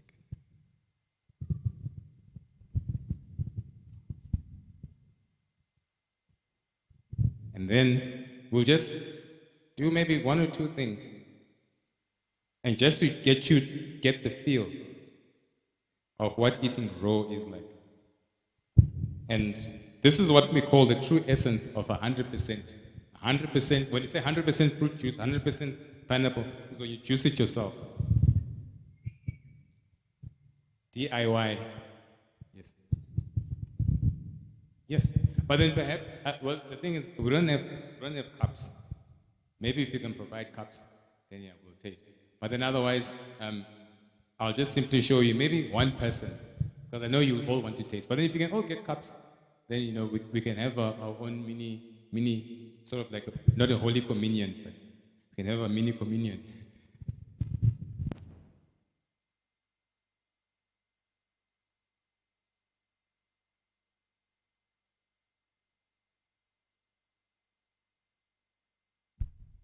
Okay. So first we need to know how to open. There's water in here. Perfect. So you see, like when God made this thing, He even put the water for you to make the milk. And then the white flesh inside. And it's got oil. You see, it's just amazing. Honestly, when people talk of evolution, I wonder, okay, so did evolution even know about the plants and exactly how to make things convenient for us? Or is it just a coincidence in the so-called evolution? Like, how? What made the plants and the food that sustains us to be made in the first place? Where did it come from? Some of these theories really are just, and someone will have a master's and honors degree in such things. I don't know, maybe I may be wrong. But then, we need to know how to first open this. So I'm going to show you how to open this, first of all. So I'm going to use, okay. I'm going to use the pan because we're not going to fry anything in it. But then now, the fur, you first need to remove it so that you can crack it. And the way you crack this, let me first, yeah. As you can see, this front part which looks at the face, should face down. In other words, these fingers should be holding this part, and the thumb should be where I'll say the nipple is. So in other words, you're holding it upright in this manner. And then when you hold it in that manner, the moment you hit it horizontally, when it's being held vertically upright, it's going to crack right round like a cup. So that's why it's amazing how then God created even the physics behind opening it to make sure that it doesn't crack anyhow, and then the water spills. The next thing, it becomes rocket science just to open. It's actually very easy. It's just a skill. And it's a simple skill. I'll use this one for simplicity's sake. So it's a simple skill.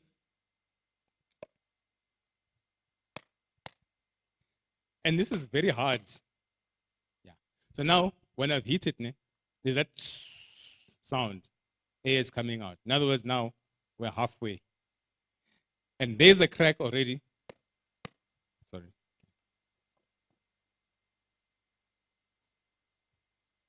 Okay. Need to open. See, it's cracked right round. Just need to hit it a little bit more. And it does make a mess. But then I think at the end of the day, it's worth it.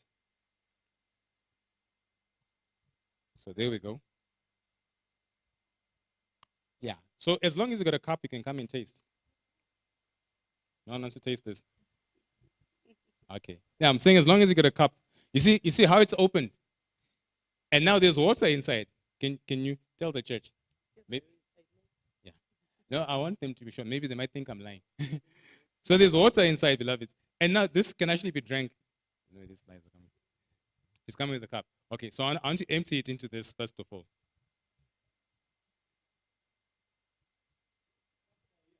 Yeah, perfect. People can improvise.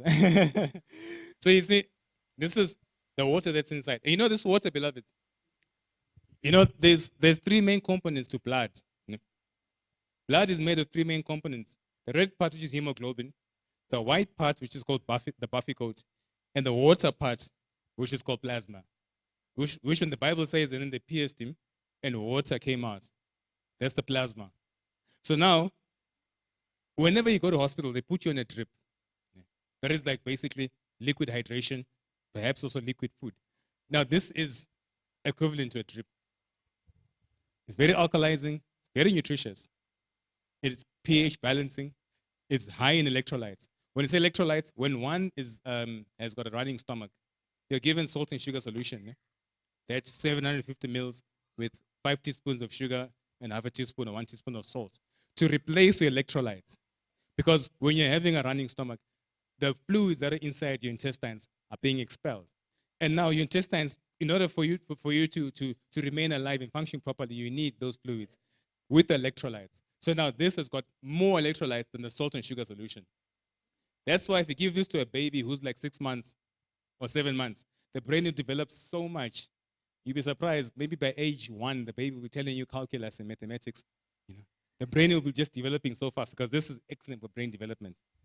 So for those who want to taste, it's just, I think, 3 cups. I'm not, I don't think there'll be enough for everyone to taste. But at least we have 3 people, 3 witnesses. Yeah. And another thing is that tastes are acquired. So what may be tasty to somebody may not be so tasty to another person. But then now, the biggest concern is not really how something tastes, but it's more of the nutritional benefits. So it's like when you're marrying somebody, you don't just marry because they got a 6-pack and they look good. But then it's the brain and the character that also counts. So it's the same thing with the food.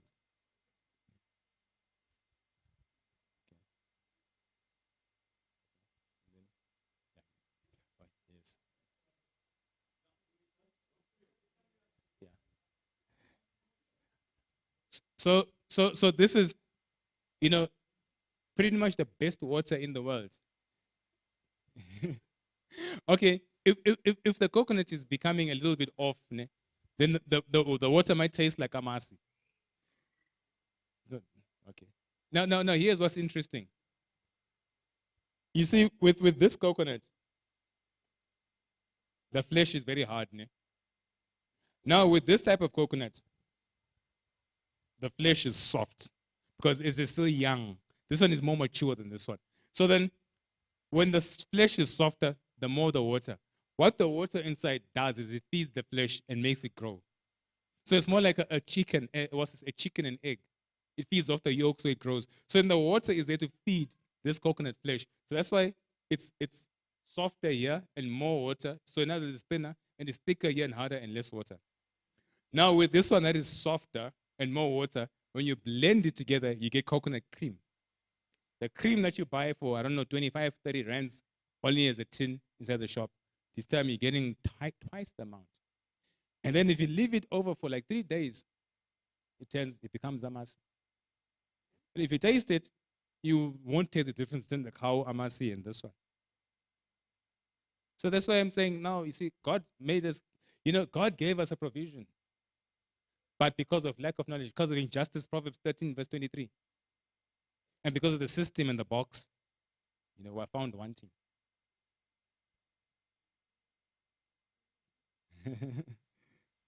Okay, so now there's requests for me to blend. I don't think I'll be able to make you taste because I'm doubting the hygiene of these things.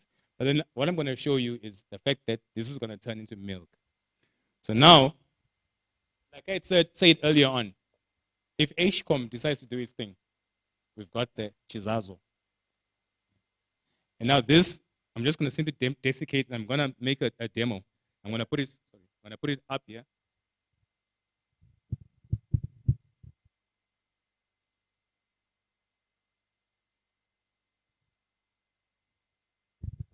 So now, beloved, it's important to have these skills. Because these skills are survival skills. People so often watch Survivor and how people survive in the bush. But imagine if you were to be put in that situation with no skills, except that we only know how to microwave things. So now these skills are very important. So now this desiccate, it has got teeth. It's a homemade thing, basically. I didn't make it personally. But then it's something easy to make. And then one just needs to, usually you hold it with both hands because it's a skill.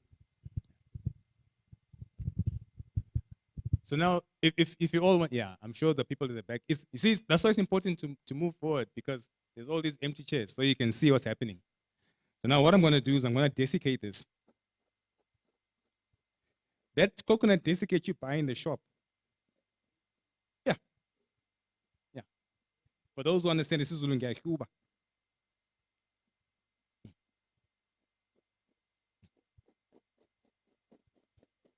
So once you get the hang of it, you can do it very fast. It's also good exercise. And then when you desiccate, let's say you desiccate, you've got 10 coconuts, you desiccate all of them. You then put them in a plastic and throw them in the freezer. That way, then you're done for the month or whatever.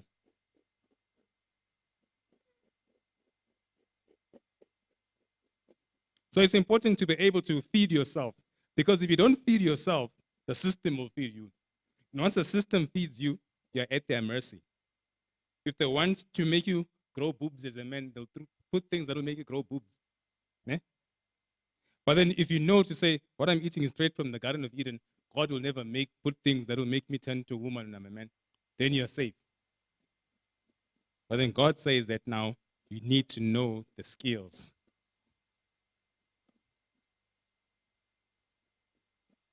So now that's why we are having all these issues and conditions, because the enemy has taken away the skills, replaced them with laziness and entertainment, and then convenience. So we think life is good, yet it's the opposite. So now this looks like snowflakes. So once you dry this, then you have that same coconut desiccate that you buy from the shop. But this time it's homemade. And then now with this, without even needing to use the blender, although we will use the blender, you then make milk. Because basically what's in there is the oil and everything else. When you mix it with water, all that comes out, and then you've got milk. And that's what milk really is. It's water and nutrients. So now, let's see if we can connect this.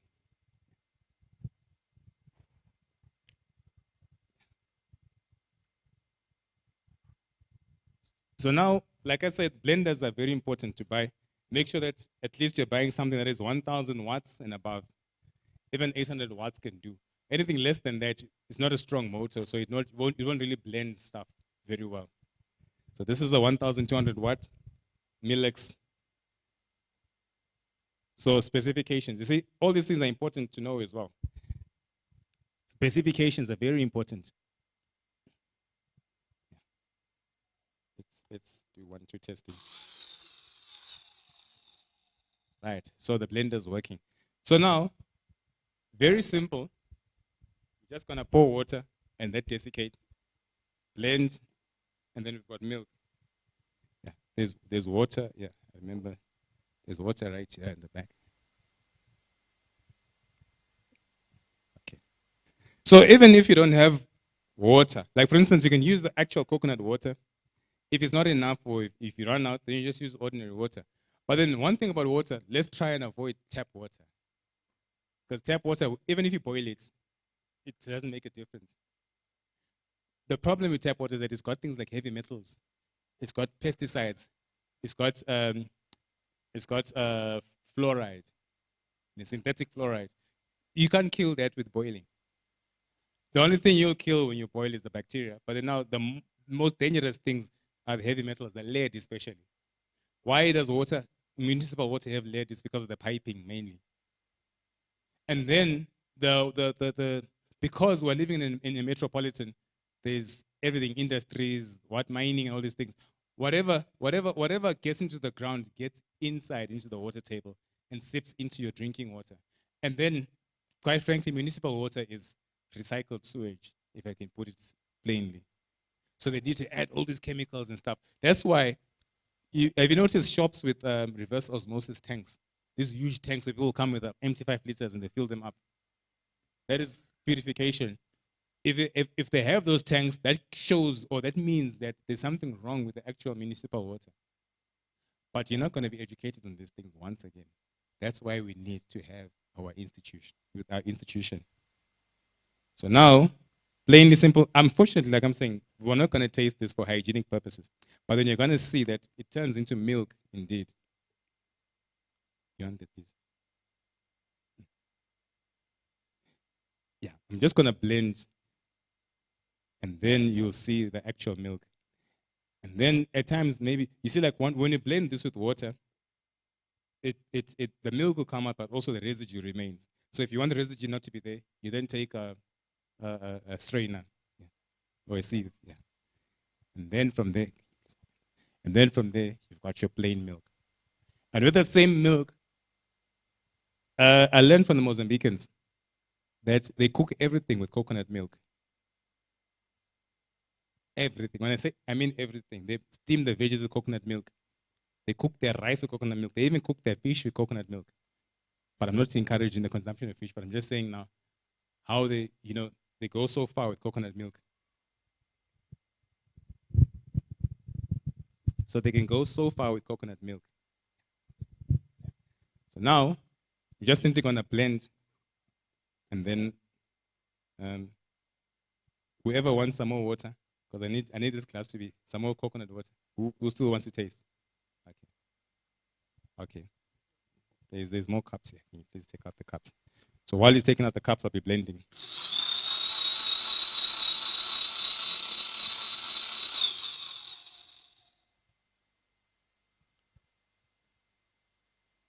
So now, the taste of this milk, personally for me, it even tastes better than cow's milk. And it looks just like milk. Same texture as milk, everything. Hence, I'm saying now, it's just wonderful how God has actually created this thing. And now with coconut trees, they cannot grow inland because they can't, you see, like even Pietermaritzburg is too high of an altitude for coconut trees to grow. So they really need a low-lying place and a place that's hot throughout the year or warm throughout the year. That's why, since there's no winter in Durban and it's always green, so then it's the best place. You find a whole lot of these coconut trees with coconuts all dangling all over the show. But then now, lack of knowledge.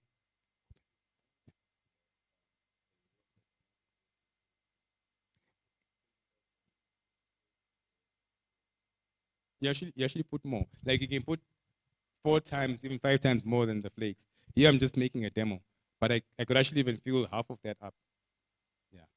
So now,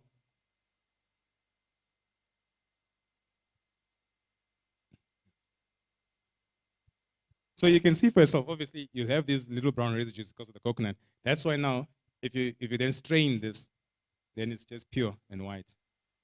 So this is what we've officially done is we've milked the coconut. Yeah. Yes, sir. Yeah. Okay, now if you don't have a chisazo, you'll need to use like a knife. And yeah, maybe I can do a demo with this knife.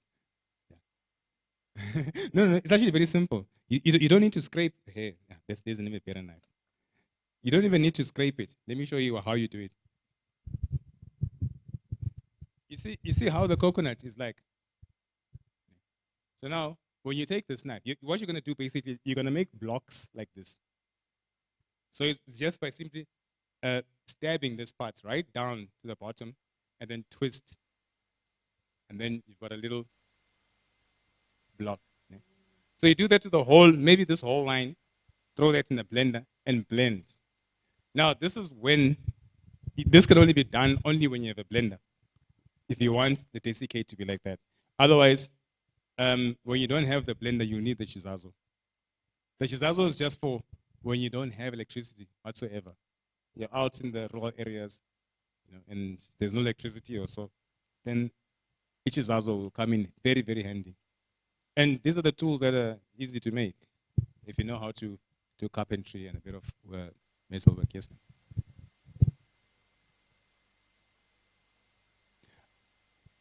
So now, thank you for that one. It's just like cow's milk. If you don't keep it for more than 3 days, it becomes amas. So now, if say, like I said, if let's say you desiccate all of this, like this all these coconuts, and then you don't want, like let's say you want to store them for the whole month, put them in the freezer. Put them in the plastic, they put in the freezer. And every time you want to use, you thaw, you take your portion, you blend, you make your milk. And then when you're making your smoothie, this makes for a very good base. Yeah. Isn't you need a liquid base. So you make that, you don't even need to strain it together with the because that makes good fiber as well. Then you throw in your fruits, you blend. It's actually really as simple as that, to be honest. Yeah, let me take just a few more questions because we need to get to Best Buys.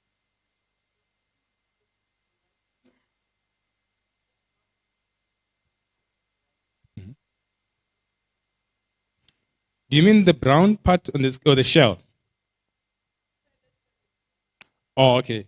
No, the brown part can be eaten. The only thing you can eat is the shell. You know, the shell makes activated chocolate, the one that you buy. It makes the best for that matter. So the whole plant can be used. They make sugar with the roots. They make rope with the leaves. They make chocolate with the shell, milk with the inside part. So then the whole plant, the whole tree. Let me take one more and then we'll just move to the juicing and then we're done.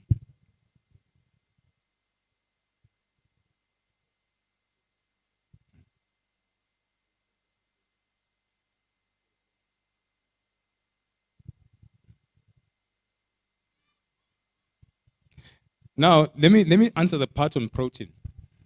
Like I'm saying, miseducation is making us to believe that you only find protein in certain plants or certain consumables. Everything has protein. The only difference is when you say protein, that's too general. We need to be specific now. You get amino acids. Amino acids are proteins. Yeah. You get the 9 essential, which your body cannot manufacture. So you need to outsource. So now, this has got amino acids. It may not have all 9, but it may have 6 or 7. Yeah. And the quantities may not be so much. The problem is that we're eating too much amino acids. Even this has got amino acids. That's why, beloveds, a gorilla's diet is entirely plant-based. But look how tough and strong. Where is it getting its protein from? Elephants. Where are they getting the protein from? Grass has got so much protein. You see, even when you sprout legumes, they have more protein. Chickpeas, for instance, will have more protein than the flesh, the meat. So then now, this has got a lot of protein. At the same time, it's got the perfect fats, omega-3, caprylic acid, lauric acid, medium chain, polyunsaturated fats. I mean, this is basically your brain is made up of the fat that you eat, basically. So if you're eating processed, hydrogenated fats and stuff, there's a type of brain cells that you're going to have, basically. Then that's where the Alzheimer's and the bad memory and all that stuff come. Now, this is fresh, excellent omega-3s, lauric acid, caprylic acid, and all that stuff, which gives you good brain cells.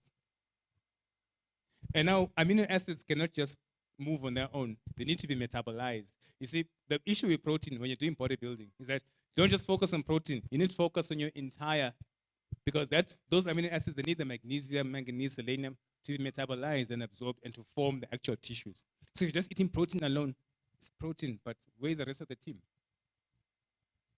Yeah, even creatine, all that's a type of protein as well. And now, doing that, taking protein alone is like putting Lionel Messi or Ronaldo in the field on his own without the rest of the team. How is he going to score against the opponents? So everything works. That's why God never made one thing with only one nutrient. Even water does not have just one element. It's hydrogen, 2 oxygen. And worse, it becomes mineral water. It's got magnesium, manganese. So everything that we consume has got more than one nutrient. And those, they come as cofactors. They come as a team to absorb and assimilate. That's the nutrition, the science of nutrition. I think I saw, was it your hand?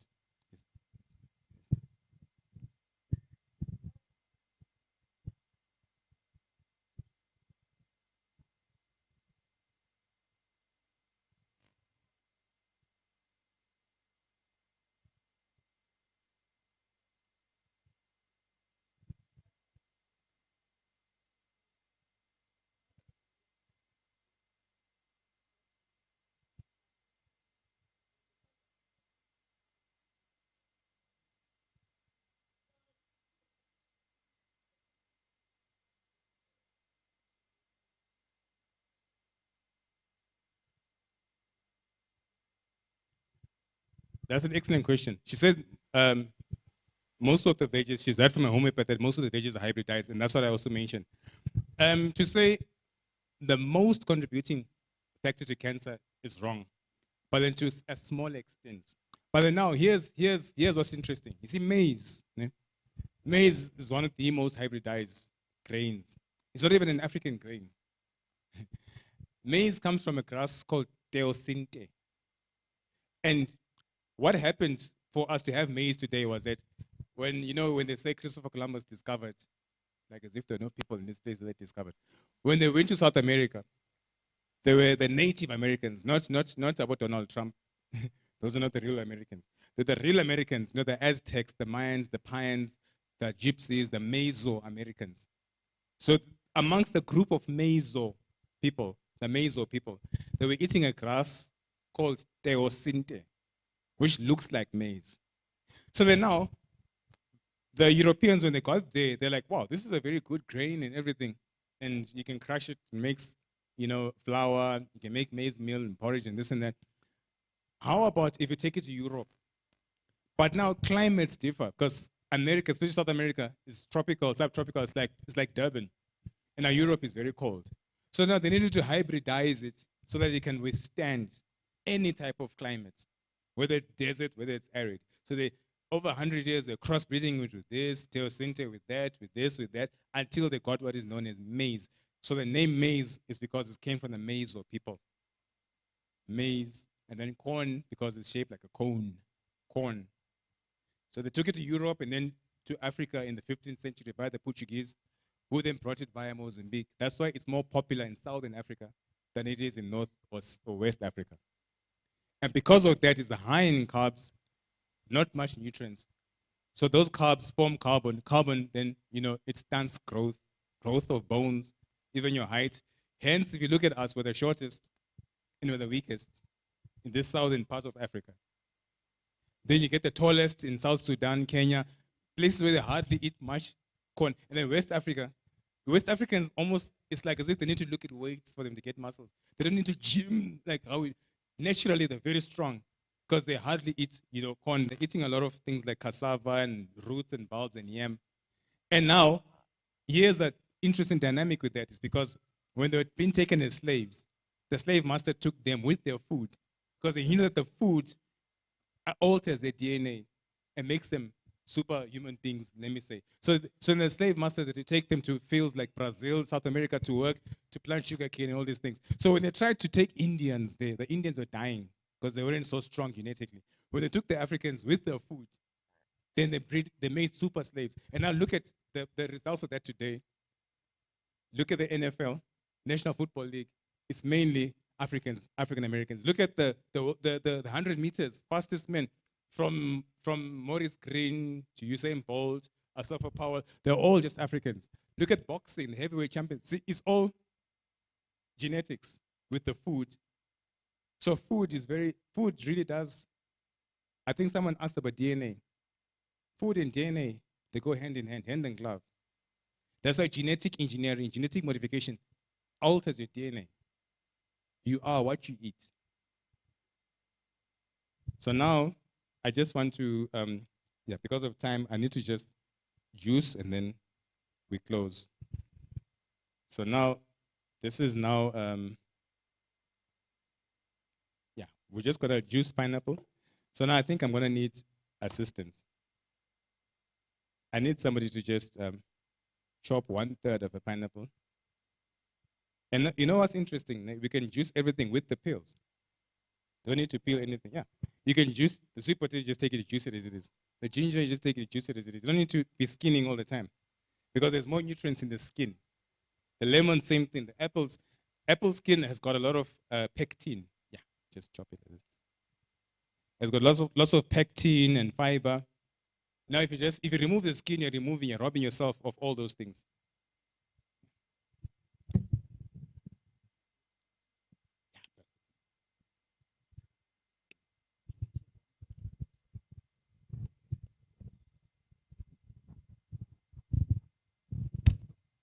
So now it becomes cost effective, beloved. It becomes cost effective than to be buying cold drink all the time. You can just have your sack of apples, your sack of carrots. Better still, for free, plant them. You know, once you plant them, then you're taking pressure from the garden and you're juicing. There's nothing better than that because you know that what you're eating is 100% from the garden. There's no chemicals, there's no fertilizers, pesticides, and what. Yeah, thanks.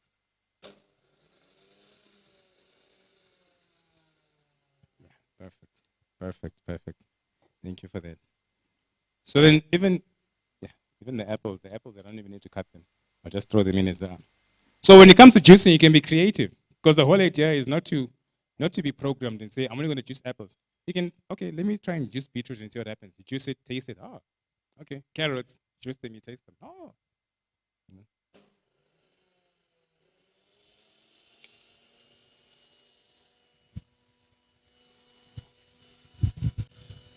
Okay.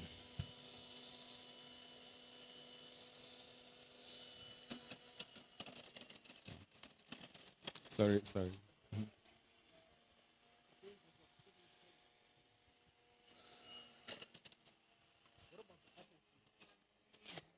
Thumbs up.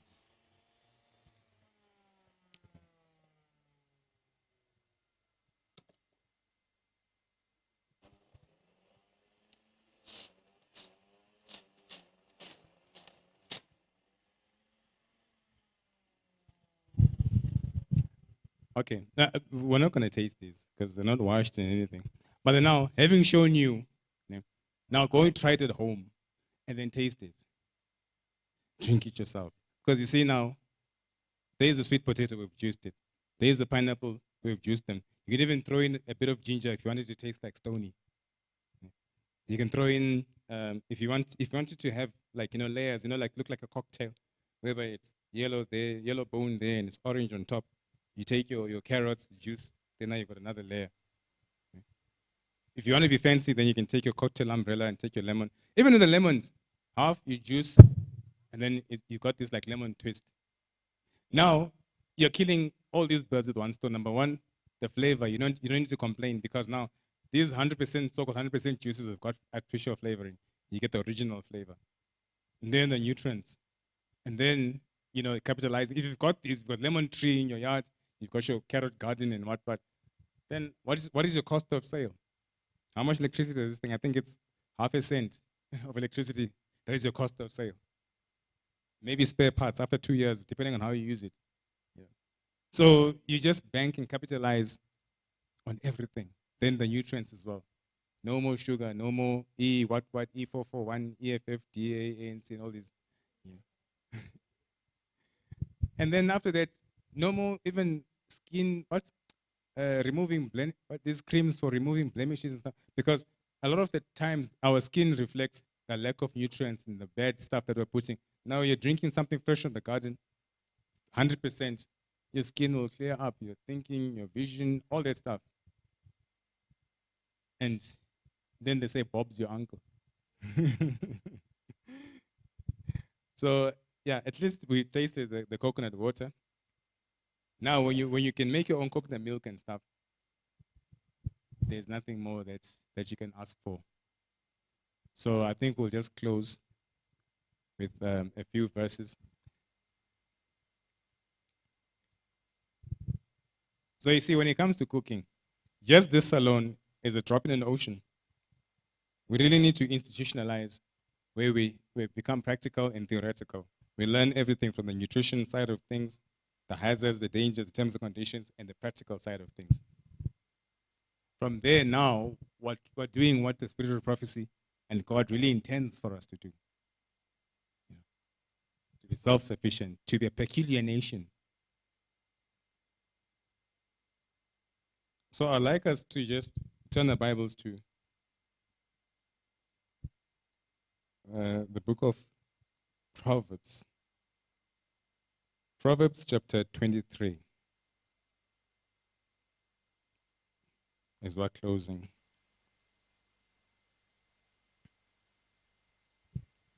Proverbs chapter 23, verse 1 and verse 2 and verse 3. It says, When thou sittest to eat with the ruler, consider diligently what is before thee. Verse 2 says, and put a knife to thy throat if thou be a man given to appetite. Then verse 3 goes on to say, be not desirous of his dainties, for they are deceitful meat. So the Bible is telling us to put a knife to our throats if we were given to appetite. And yet at the same time, the devil is saying, oh, so you think you're clever.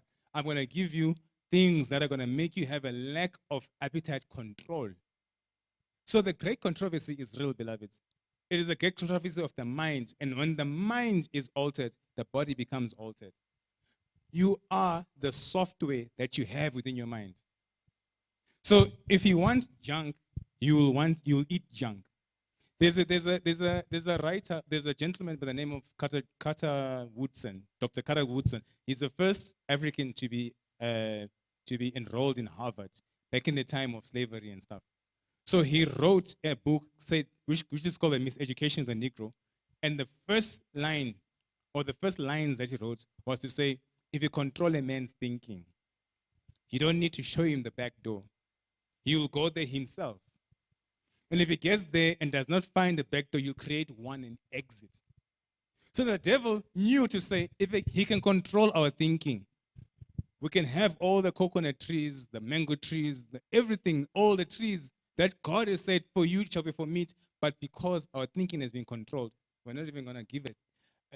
When they say in layman's terms, a damn about them. So I'm saying this to emphasize, to say now, once the software is damaged, once you're an iPhone with a 3310 software, you'll behave like a 3310 with the potential of being an iPhone. So when God says we have the potential to even, Jesus even says, you can even do greater things than I. We have the potential. He came to just set the example. But now he's saying, now that I've taken it to this level, you can take it to that level if you just have the right software. But the devil is saying, no, great controversy. I'm going to give you the wrong software. And when that happens, we are found wanting. Like what happened when Daniel was called to come and interpret the writing on the wall. He simply says, you're weighed in the balances and found wanting.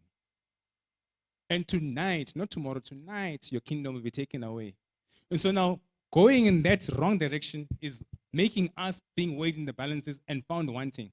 And soon, and very soon, as we're delaying the coming of the Lord, our birthrights will be taken away.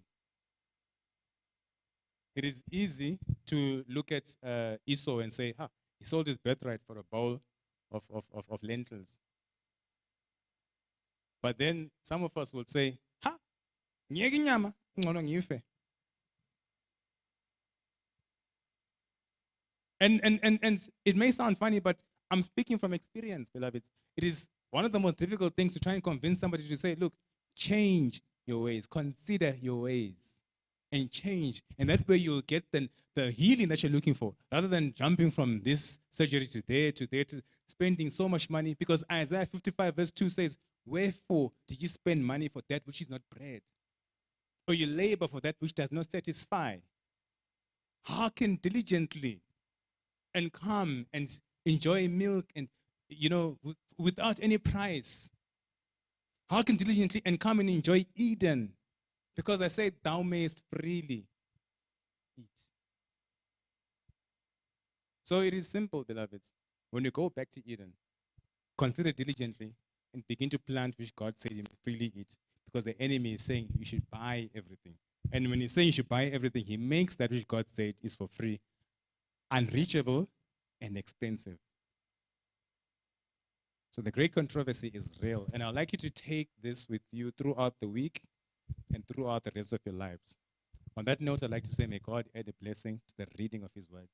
And all we have learned now and forevermore. Amen. May we close our eyes, and I'll close with a prayer.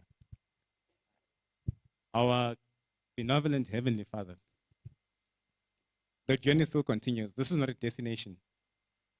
But you have set the tone. You have given us a vehicle. Now we should drive this vehicle. You have given us the bodies, which are the temples, by the way, which you want to dwell in. Now we should do the interior deco, and we should do the upholstery. and make sure that it is a safe place for you to dwell in. You have shown us the way and the truth. You've given us the life. Now it's only our turn to take that baton like people who are running in a relay and run with it till the finish. Give us the strength. Give us the energy. You have given us the legs. You are not going to make us run. We should be the ones to run. All these body parts that you've given us, we don't want to take for granted, but we want to use them according to the way you have said we should use them. It is really a sin for us to expect you to do everything for us when you're giving us the means, because it will basically mean that you have wasted your time giving us hands and legs in it. We just want to fall and expect things to fall from the sky. You have said we should work. There should be no food for one who does not want to work. And so we are ready to work, and we surrender all unto thee. Be the potter, we are your clay. Guide us as we go home, protect us, and bless us, and heal us spiritually and physically. For all these things we pray in your wonderful, mighty, and powerful name. Amen.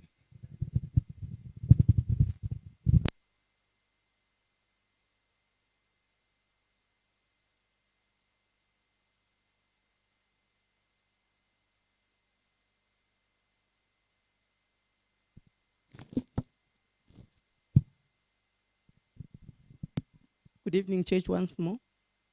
I hope we have been blessed. Let's not take these things for granted. May we practice. Let's not wait for the doctors to say, stop doing this, stop taking that.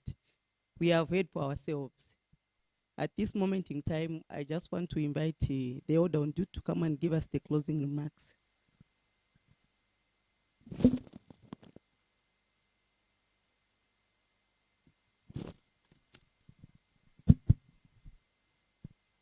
Happy Sabbath, church. I know we are tired. We are about to go home. And we just want to make a vote of thanks to the entire church for availing yourselves to attend this program that was powerful, prepared by our brother Mlambo.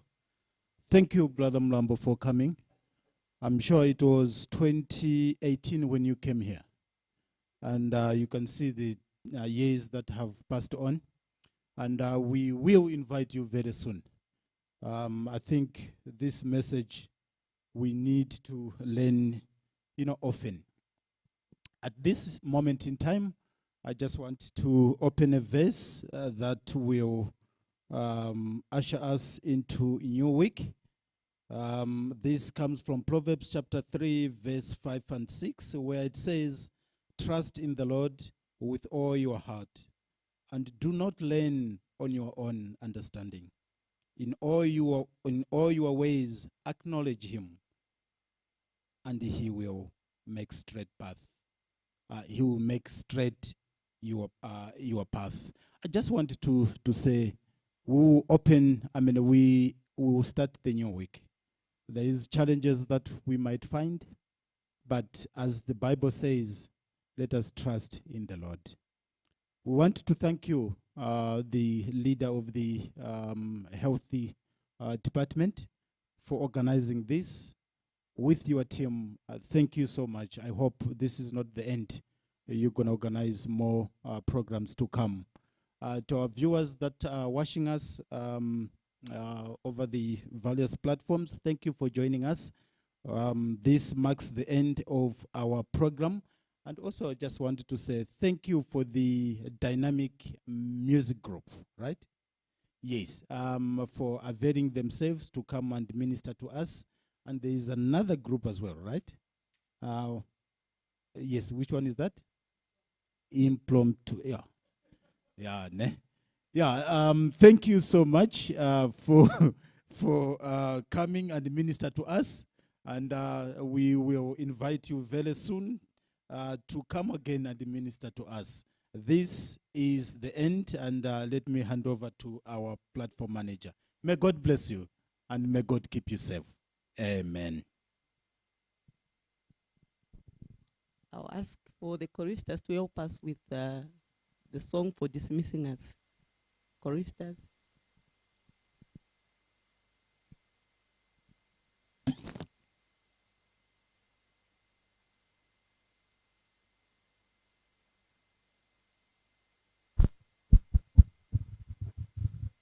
langa lomphefumlo wami sende se